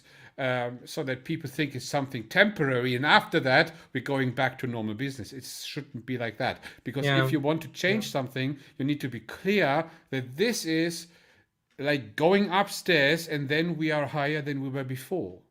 This is what we should. It's just a band-aid, right? So, I mean, the issue with agile transformations is, and transformations of any kind that I've seen, and Adrian, this is mostly now addressing your context. Is that it has to start from the top. There is nothing worse, and I think I'm quoting 𝗪𝗵𝗵𝗺 again here, one of his recent presentations, is that there is nothing worse than the CEO coming in and say, "Oh, we've created this squad, they will take care of this transformation." There is nothing worse than this, because they're usually catering to some stakeholder who has requested a change in organization. And the CEO says, "Oh, I'm not going to do anything. I'm just going to create this squad to make it appear that they were doing something." But if the CEO is not doing it themselves, if they're not reorganizing, it's PR management. Exactly. Yeah, it's just for politics. It's just for show. It's because any kind of worthwhile, like, what is it? Organization-wide problem, it needs to start from the top. And it has to be permanent. And I wouldn't say adopt something new to then create process. That is the worst outcome. Ideally, no process. Adopt a change and then have the output, the outcome of the change be a team, a different kind of team that has different methods of work, that has different principles. That's it. Ideally, where you then say this team communicates differently, and there's evidence that this team now is much more effective compared to other teams. If you can compare the teams, apples to oranges, or at least these people on this team are more effective than they were in their previous setup. That's what you want, right? So the permanent thing, when you say the squad will be temporary, the permanent thing you want from that is a team. The worst thing you can have is have a dysfunctional team, a siloed vertical organization. It's like building sushi. You have a rice department, you have a fish department, you have a sauce department, you have an assembly department, you have a sales department, the accounting department, the invoicing department, and the fish supplier. And then they have the chef and the fishmonger and the sushi master, right? So the problem is you can't deliver. No team can deliver in isolation, because none of their dishes combined is sushi. The rice department, yes. But I mean a role, right? Because ideally, if you have 400 people in your organization making extreme quantities of sushi, one team should be able to give me 5% of the quantity of sushi. So that at least one team in itself, this temporary squad that you say, is fully autonomous. That they can serve maybe 10 tables, maybe not like a large cruise ship, but like maybe 10 tables. That's the idea here, is that if your organization is in such a way that no team, no silo can be isolated to release something independently, it has to be this conglomerate, this behemoth of release vehicle where the teams are organized by layers, and a release is a intersection across all layers. So there needs to be a giant meeting for 10, 15 team leads to synchronize and to decide on a release. That's the dysfunction. If you have temporary squads to go around that, there's a very good diagram in the book. We're reading team topologies now in the book club. There's a very good diagram. You can slice, you have, rectangles like this and rectangles like this. It's very likely that your business has layers and your business has features. If your team is organized around features, every team can be independent. If your teams are organized around layers, no team is independent. So you will constantly want to organize temporary squads, temporary initiatives, architects of some kinds, customer experience, technical sales managers, whatever, to get around this rigidity of the layered cake, to get a vertical slice of an actual autonomous team. Because that's, at the end, that's what we're talking about here. It's about product leadership. A feature, a product. If you're in a large organization, you definitely have maybe 10 products.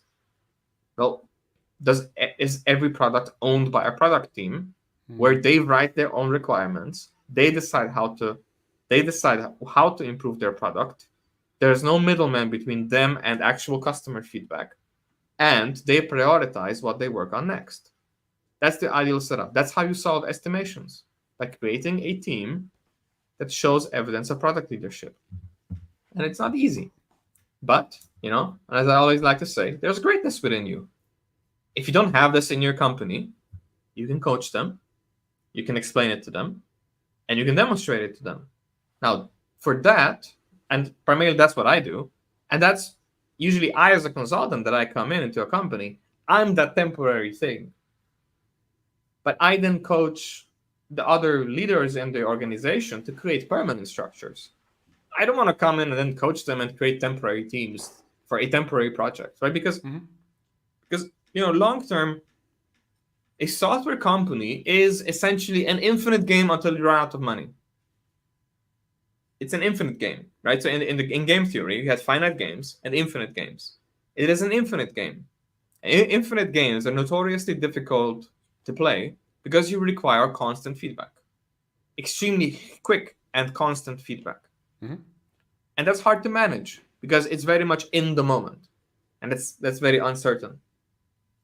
Because you would need to have the entire organization, all organizational knowledge and strategic and tactical and engineering in every single individual all the time. And that's very difficult. So you sort of stratify it and try to manage that complexity by creating fake finite games that we call projects.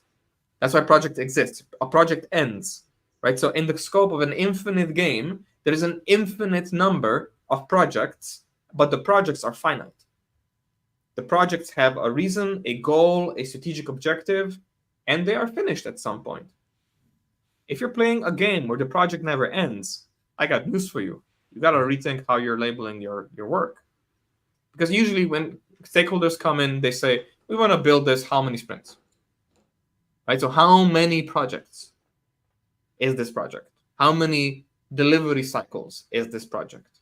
And that's a good conversation to have. But that is not a conversation about estimates. That is a conversation about at what point does this stop being an experiment? At what point will we have a team that owns this and we don't have to manage it anymore? That's the outcome. That's about product leadership. And usually it gets harder and harder and harder the more you resist it.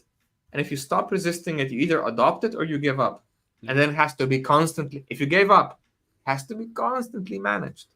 And this is then that black sheep that senior management constantly has to have a meeting about, every cycle, every quarter, every roadmap cycle. And then it becomes keeping the lights on activity or maintenance or, in one of my first companies, we constantly had this, we were Facebook, it was called the Facebook Ads API. Now it's called something different. It was called the PMD, Preferred Marketing Developer, I believe. It was the Ads API with the Ads auction, the backend integration to advertising on Facebook back then. And they had breaking changes every 6 months. Right? So there was a point when we had a team, but because that team never really took on the responsibility of managing the breaking changes, the team at some point gave up of trying to chase this. So then the CTO or somebody else constantly had to interrupt something to create an initiative, as Adrian's mentioned, to create a temporary squad that managed the breaking change and then disbanded. And I see this a lot. Facebook, Shopify, any kind of third-party integrator that is extremely large. It needs to become of your daily work. But this is Yes. what I refer to process. There is some form of process in every company, something which is recurringly every day there. It's not everything. You don't think only in projects. It is like most of the things are recurring, and you need to make sure that something like this, like, hey, we had this just the last 2 weeks where we were talking with clients about we need to actually implement tests. We need to do things in order to make sure that we keep a certain quality. And there were so many, let's say, discussions about that is actually regarding pricing and all this kind of stuff. There were some weird situations where we were talking about those things. The problem was that in the end, we actually created such a squad, which was actually the squad between very high level individuals of each company. And we just came to the conclusion that we need to do those things. But and what I mean is, it was a very short process actually, but it could have been prevented by first of all thinking about that upfront. But this is another story.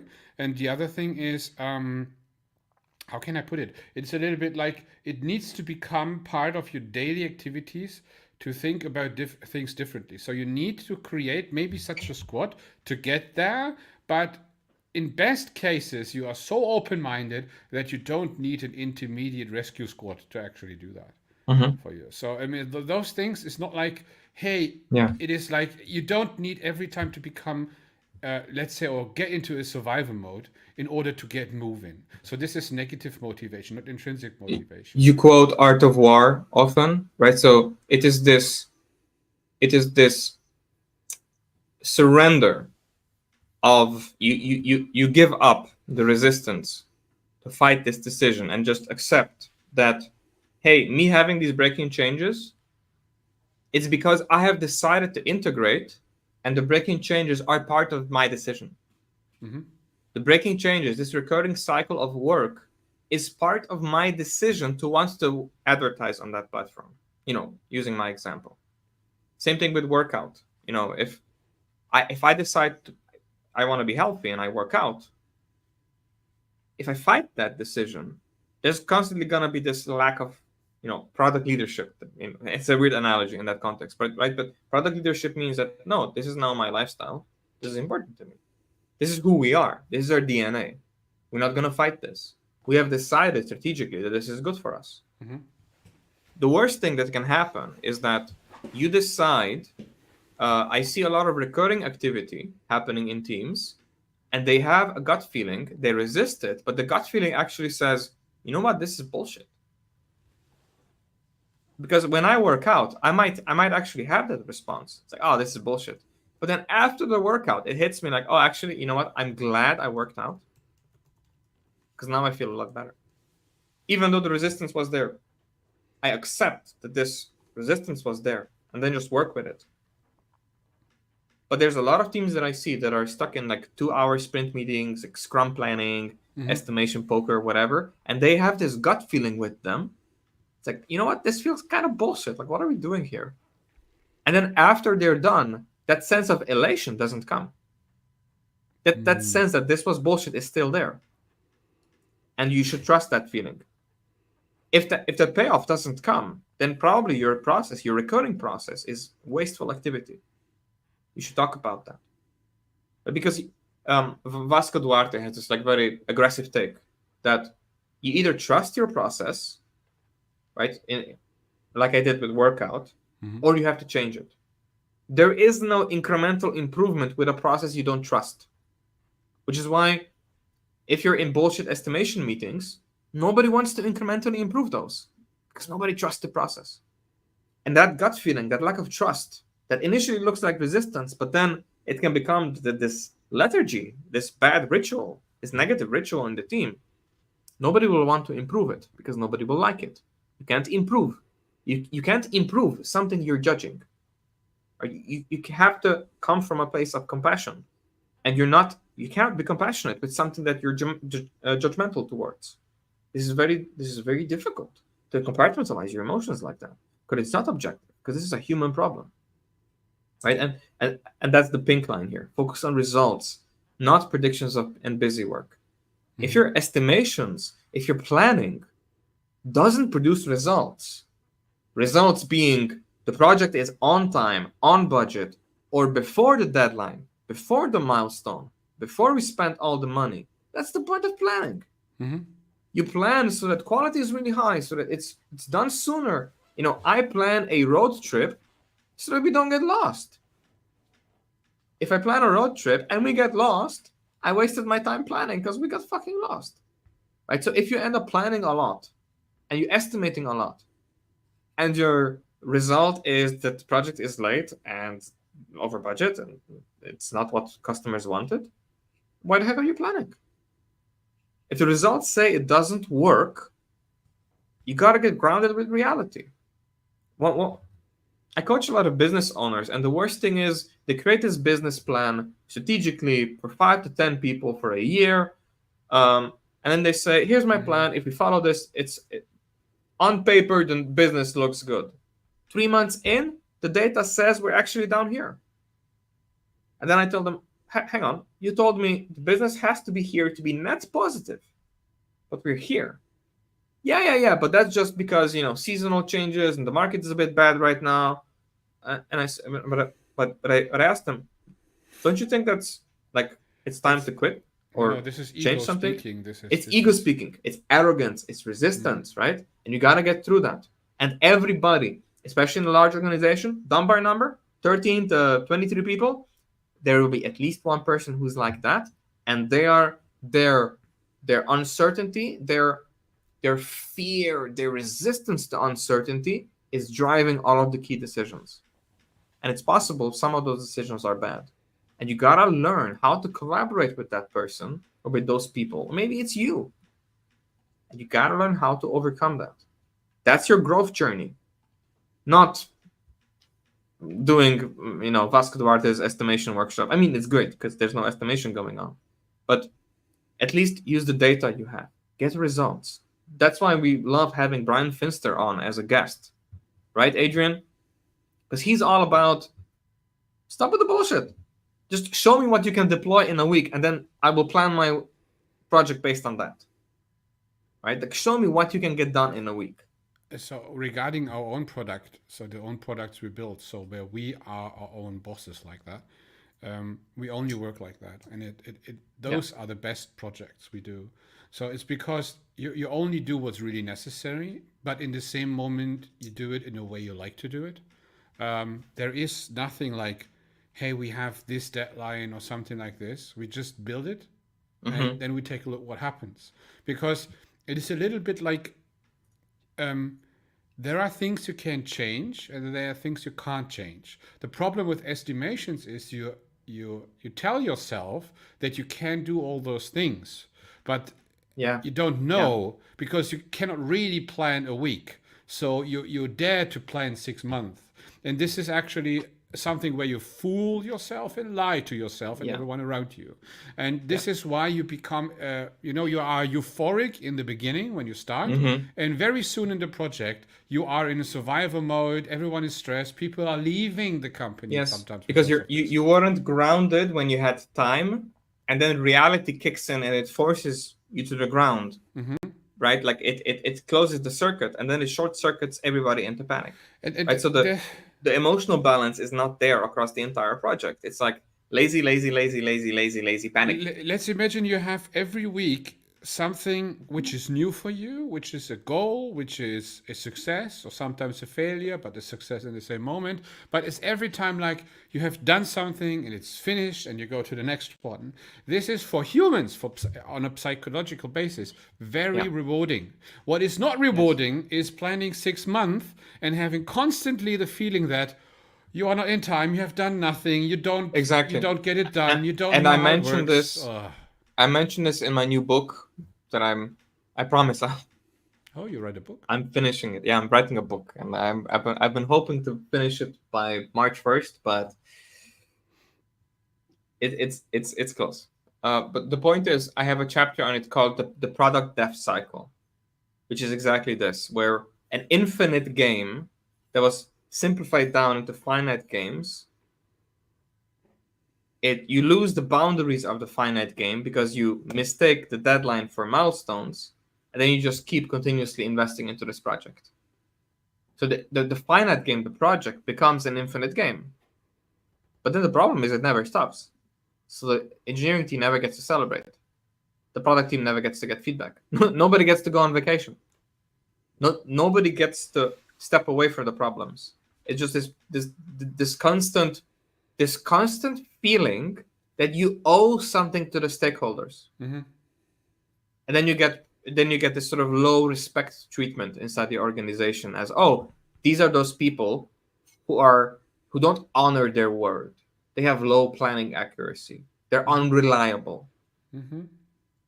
And then that judgment seeps into everybody who is aware of it, and then people start playing political games.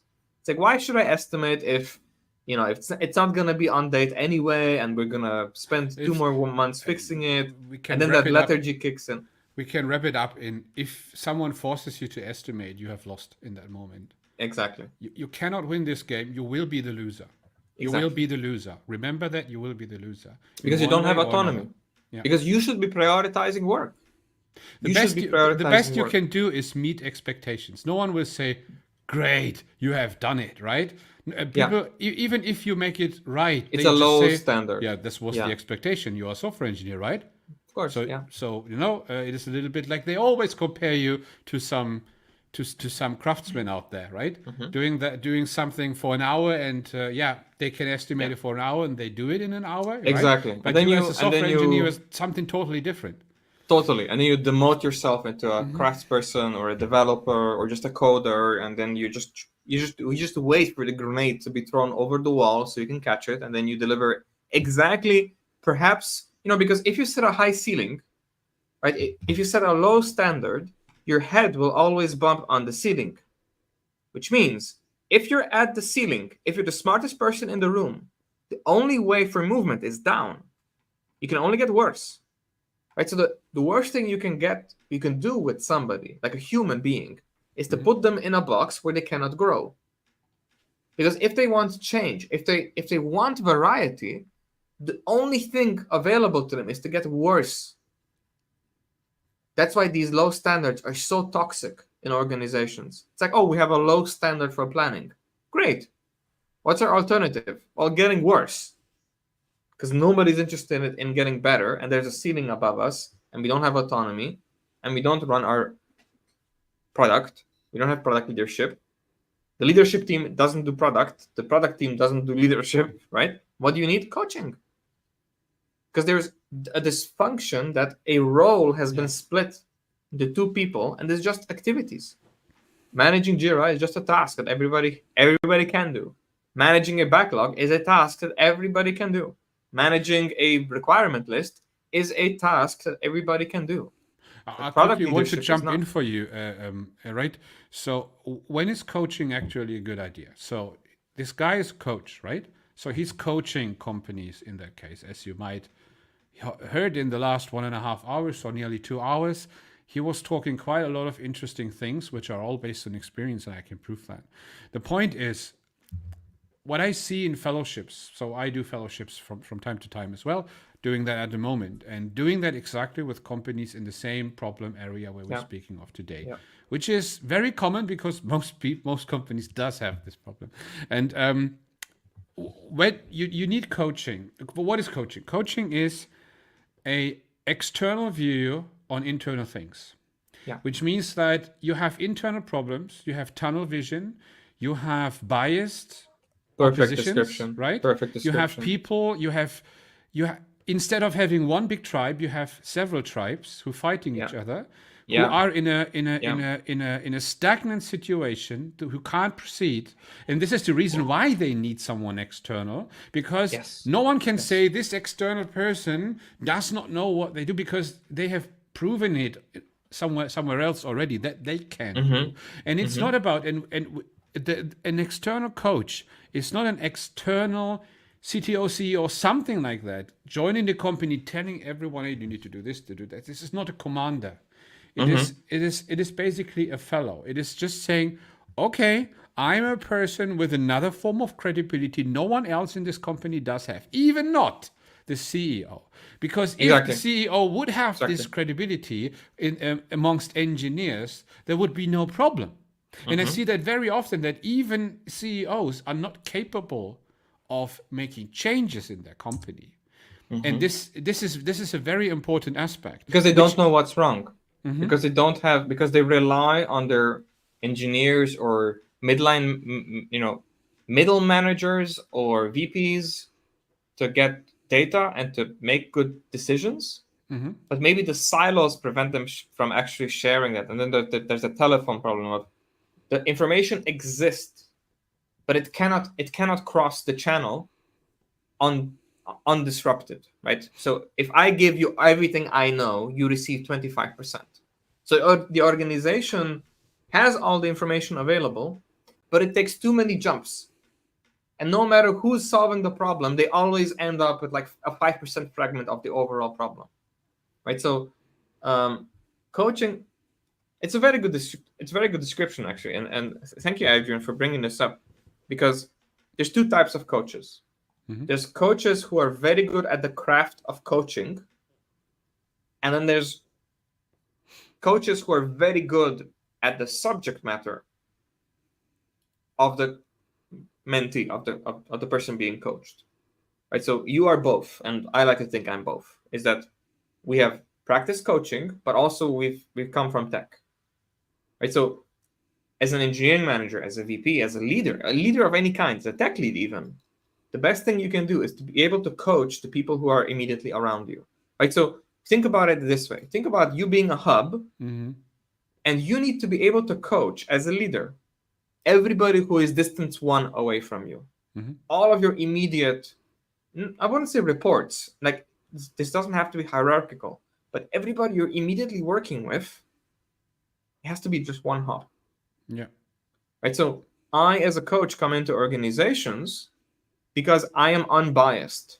I create a communication structure that is different from the possibly dysfunctional one that already exists. So I come in immediately creating just one jump away connections with key people that I think can solve the problem, even though they don't communicate with each other.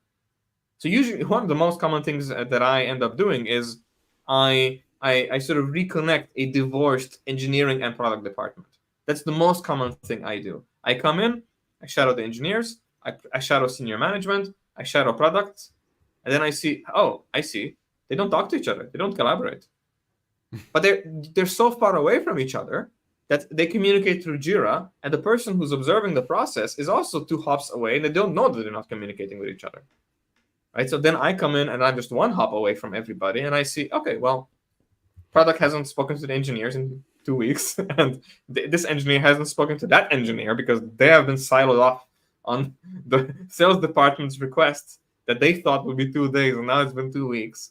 And now they have ended up removing themselves from the team unofficially, but it's not documented anywhere. So the people who would have to jump in and fix this problem aren't aware that the problem exists because the data hasn't reached them. Yeah. And then I try to sort of, first of all, describe the problem and then help them how to create structures and behavioral patterns so that it doesn't repeat. So that we reinforce the good habits, make the hard habits difficult to repeat, right? So we create systems that prevent you from doing stupid things, and create new incentive structures to foster better initiatives. Similar to what Adrian's mentioned earlier, like having this like initiative, like that's cross-functional. That's when coaching is a good solution. Coaching is primarily there, opposed to technical training or workshops, is that coaching is about you. When you go to a workshop or a conference, for example, it's about the presenter. It's about the presenter being on stage, and you come there to passively absorb information. Coaching is more about you're on stage with the coach, and you are talking about you, your problems, like what's going on with you. A typical example is my clients, my one-on-one clients are generally, there's dysfunction in senior management, they don't trust me, but they blame me, but they don't empower me. I'm thinking about quitting, but I'm actually really passionate about the product, and I don't actually want to fire my, I wouldn't fire my board. I would just like to improve how we talk to each other, because it's really dysfunctional. We end up having a lot of fights, there's a lot of screaming, there's a lot of passive-aggressive or almost angry outbursts every time we get to like critical points. And then they want to learn how to become better at engineering while also dealing with that, because, and then we start from all ends, basically trying to figure out why these things happen, where the lack of trust originated, what kind of behaviors reinforce this, and really how to deal with them, how to reframe them so you don't get defensive, so you don't get angry, so you just understand, okay, so this is how our process is set up. Our process is reinforcing the bad habits are creating the bad feelings, the bad feelings are then creating this passivity and this sort of lethargy, and then that's why the fights happen. Okay, so it started at step one, and then that's step one, and now in the next project we can do continuous delivery, to not estimate, to have data, to show evidence of output, to show evidence of actual results, rather than speculating on some plan, and then you take it from there. I think there's something wrong with LinkedIn. For me, I think LinkedIn crashed. The streaming platform, I think, crashed. It is today, most viewers today we have on X. Just because I think most of our audience changed to the alternative platforms. No, I'm glad. We had, half an hour ago, LinkedIn crashed for a moment, and I saw from now to then, I think it was 25 people on LinkedIn. 10 on YouTube, 10 on X, some on Twitch. And LinkedIn totally crashed within 1 minute, and suddenly there was no one there. Then 5, and no one there again. And since then, it's basically dead. Yeah, I noticed there's something off about it. So I think the stream is off LinkedIn, right? Thank you if you managed to solve the problem on your own by being creative on finding the other channels. If you're watching the recording, thank you as well. Adrian, what's the right vertical to coach? I coach mostly tech leads and up to CTO level. You almost exclusively coach CTOs and founders. What I do is actually I infuse CTOs and C-suite persons with new ideas and guide them. So I understand myself not as a coach. I understand myself not as a consultant. I understand myself as some form of colleague, comrade, fellow. This is what I see myself as, which means, what I do is I join companies, sometimes with my colleagues from 𝗪𝗵𝗴, and we just talk about things. So we meet once a week, sometimes. So we have Slack sessions open as well, but we meet once a week and talk about things. We talk about problems, and then there is a journey. It's always about the journey. This is the reason why it's called CTO Fellowship, because we are on the basically on a journey together. Yeah. Somehow everyone is comparing with something like a ring, right? The point is, there are problems in every company. There are problems, and what is pretty unique to me is that the most companies I know in my size, the problems they have, I am already through those. It is some unique circumstance I had in my past. It was a bloody past. I really say it was a bloody and costly past. I learned everything the hard way. So really, I found every trap myself. I would, on a battlefield, I would, diffuse every mine with my feet. It was horrible for me. I was ignorant. I was an egoistic person. I was a typical. Today I released an article about mastercrafts versus engineers. I was a mastercraft. This was my problem. Perfectionist. I became later on the mindset of an engineer, right? And but after a while, after nearly 2 decades, I learned those things. especially the last 5 to 6 years, very, very, very intensively. And what I actually do is help others to do so as well, just in a short amount of time. So the only thing I do is infuse ideas. So I don't do things for others. I just talk with people. And the thing is, during those people sometimes ask, they follow the stream, they read the blogs, know me from speaking sessions or something like that, and then they come to me and says, hey, I think we have a problem here and there.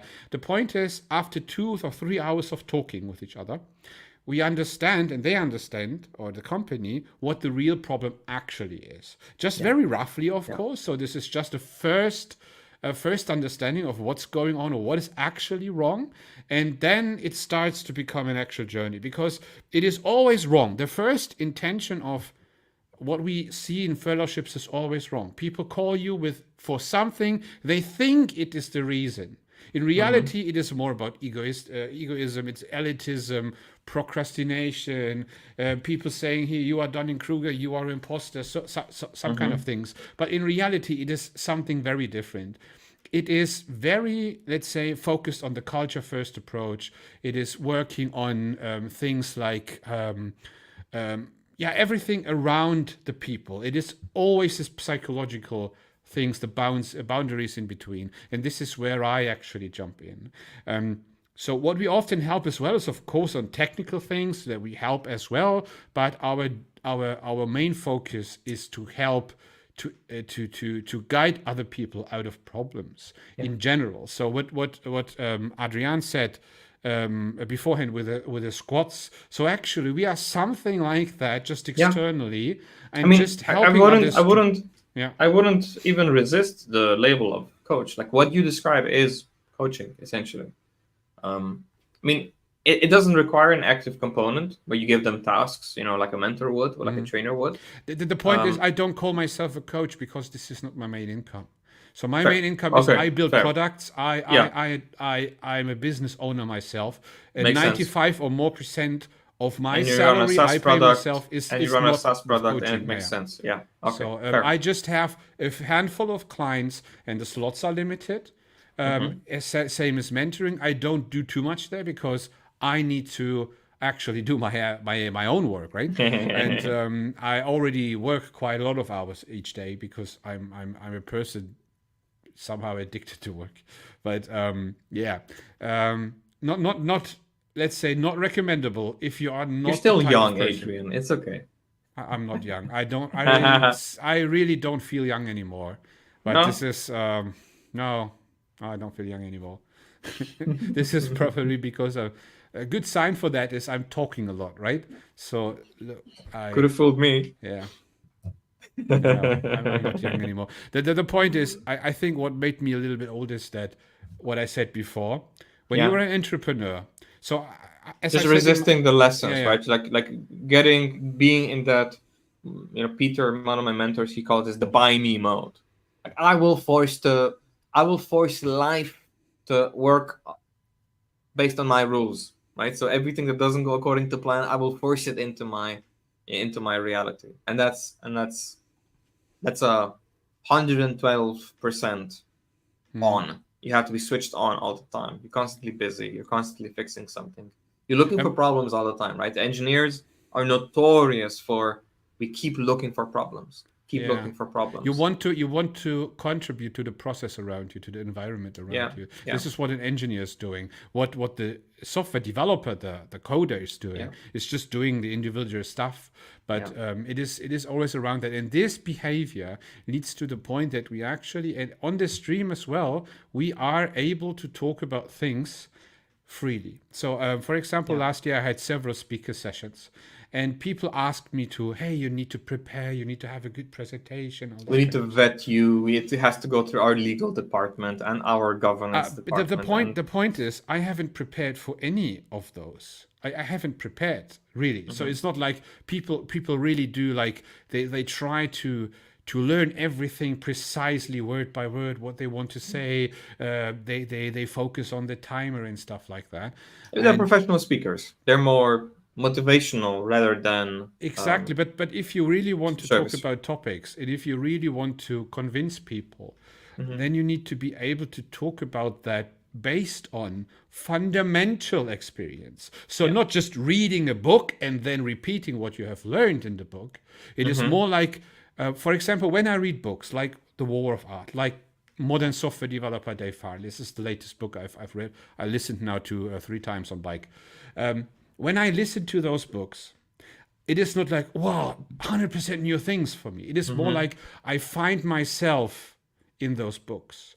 And I try to only read books where I find myself in, because they really help me to shape and to order and to sort what I've already learned. So I don't read books which are totally not connected to what I'm doing. So there are so many aspects, like I totally skipped Web3. I totally skipped all this Bitcoin stuff. It doesn't, I don't, crypto, NFTs. I don't care for those things.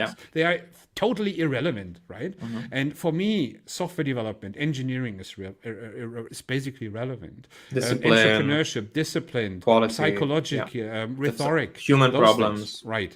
And the more you do in that areas, like consume things and create things, like blog, like streaming, like having speeches, like talking to people, doing mentorings, helping others. So make others' problems your problem. The more you do that, right? The more sufficient, let's say, the more confident you become doing those things. And on some point, it is so natural to talk about things, right? So everything we've talked about today, nothing was prepared. Maybe no one knows, but we don't have an agenda. We just have a title. So when I join 5 minutes before the stream, I ask you, what's the topic for today? This is what happens. And you told me I have something prepared. Let's go, right? So we have a rough idea and we go about that. We're very agile about these streams. And this is the point. When you really want to help other companies, right? When you want to help other people, you need to be able to do that, because otherwise you cannot react to their problems. They're coming to you on the first day. There are 6 people sitting there in a room and telling you their story.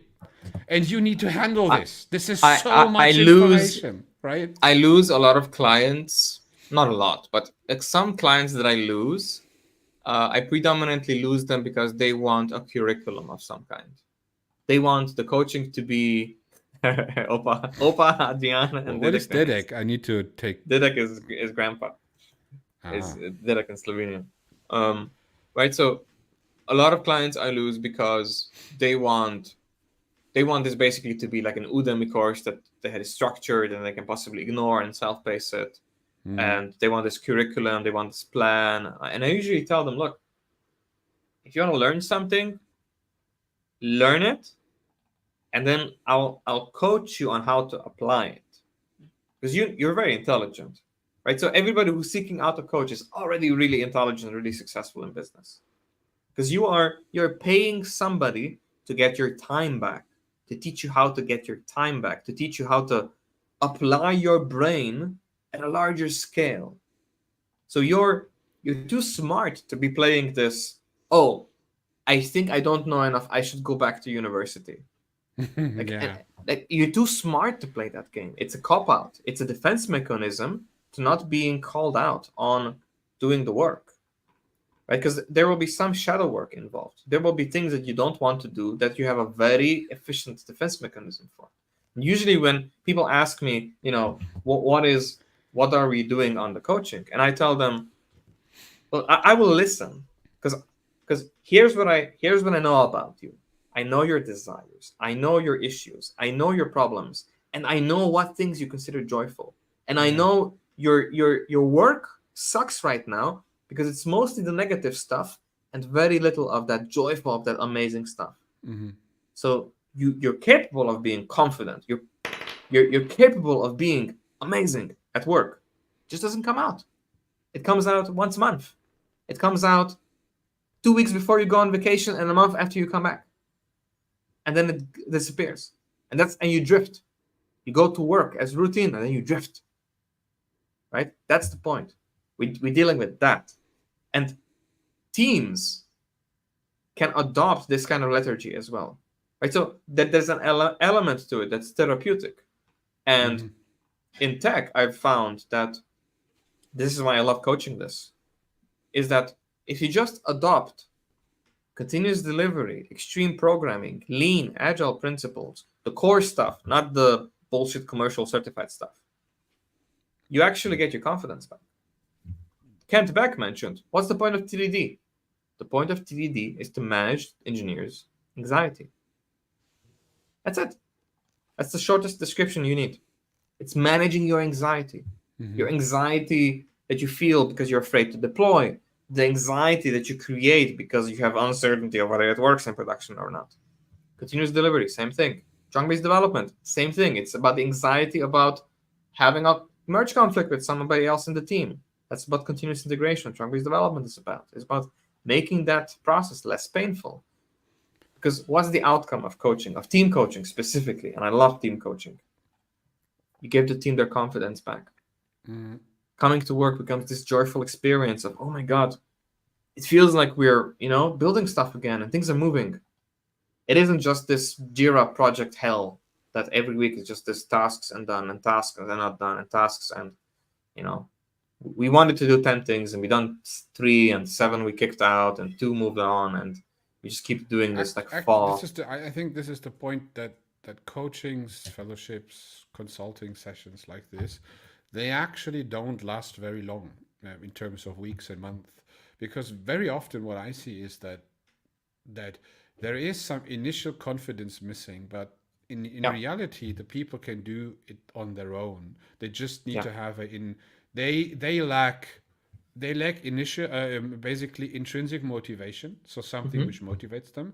They already lack negative motivation because they are in conflict. No one is doing negative motivation anymore. It's like a stagnant situation. No one wants to talk to each other anymore. So there is actually no motivation. So you need to have an external driver who is bringing in motivation again, so that people can get into discipline again, which is a form of negative motivation, and then get into joy to have a positive inspiration. Motivation. Yeah. So exactly. Pete has this one of his straight talks. I think it's volume 2. It talks about this, right? There's 3 stages. There's inspiration, motivation, and then there's discipline, right? So you need to be motivated if you're not disciplined. And you need to be disciplined if you're not motivated, and you need to be motivated if you're not inspired. Right? So if you're not inspired to do something, something needs to motivate you. So you seek motivation before you do something. And discipline is how you burn your battery to do something despite not being motivated to do it. But the solution isn't to get really good at disciplining yourself. The solution is to get inspired about what you're doing. The 2 most common feedbacks I get, because I've done a feedback round recently from the people that I coach. The most 2 common feedbacks that I get is that A, there's too much talk about the negative stuff, not enough inspiration, and B, intensity is too high. Right? So and once we get to that point, it's usually one of the 2, never both. Right? So it's this just, okay. So there's so many dysfunctions that actually there's too much to work on and it's overwhelming. So I need to help them structure it down to, okay, we accept these problems right now. And for the next few weeks, we show results. We show evidence of making an improvement on this and only this. Yeah. And then something else. And then something else. And then once we pick a different target, we then look, okay, now that we've let go of this, did it start regressing? Yes. Okay. So 3 weeks from now, what we do is, now that we've trained both, now we try to hold a high standard of keeping both of them high. And whatever it is, it might be their discipline, might be the time management, it might be how full their calendar is. Because a lot of people who ask for coaching, what they really benefit from is from getting help from me about how to clear their calendar so they get their time back, so they can focus on the business strategy, so that they can focus on people management, they can focus on coaching rather than fixing the problems of keeping the lights on activities and maintenance and emergency meetings and, oh my God, outage incident. And that's one aspect. The other aspect is that sometimes it's too intense. Sometimes they just believe that what they're doing is correct. And we're just having this clash that, hey, what will it take for you to let go of this belief? Can I tell you anything that would convince you that Git flow is not a good solution? Can we make an improvement here? Because there might be something existential in why they believe that's the case. It's like every time we try to change this procedure, our organization went into chaos. Maybe there is that case, but I just don't have it on my assumption stack because I don't know enough about them yet. Right? And that's usually the intensity bit. It's like they might have a really strong belief about something. And usually it's about some software or Jira. Jira is usually the most intense one. I ask them to, or canceling sprints. That's notorious. I sometimes ask leaders to just, sprint goal. Nobody's following sprint goal. Nobody's doing the tasks. Nobody's following priorities. It's time to cancel the sprint, right? It's time to show the stakeholders that we are no longer taking the commitment seriously, right? So that's that somebody has to be accountable for that decision. Dennis, I actually need to go. I have to go as well. Okay. I got carried away because maybe we should wrap up. But I have the strange feeling that something happened with the stream, and I don't know why. I think 𝗪𝗺𝗺 is the only one. No. So 𝗪𝗺𝗺 mentioned that he was watching the stream all the time. He didn't have disruptions. I kept the stream open as well all the time, so it never disrupted for me. But I did lose the counter. So I think the analytics system crashed, and we lost track of how many people are live, and we just got bamboozled by confirmation bias. So thank you if you were here.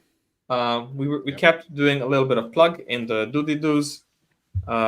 If you're interested in team coaching, if you think this is the right time, if something you heard today inspired you to take action and to getting new ideas to your C-levels, to your C-suite, to getting confidence back to your engineers, to getting joy back to your engineers and your engineering teams or your engineering leader, reach out to us. Adrian's link one more time. And if you want to follow us on our publications, because we do write about these topics in bite-sized quantities. Adrian has been having a banger articles recently about these topics.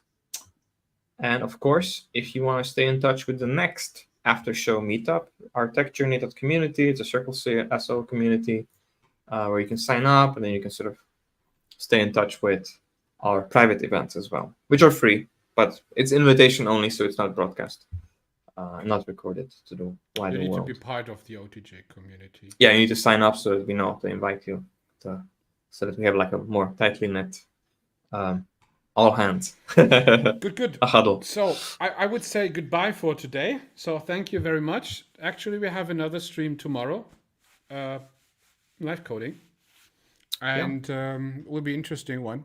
We were coding a PWA, or starting to do.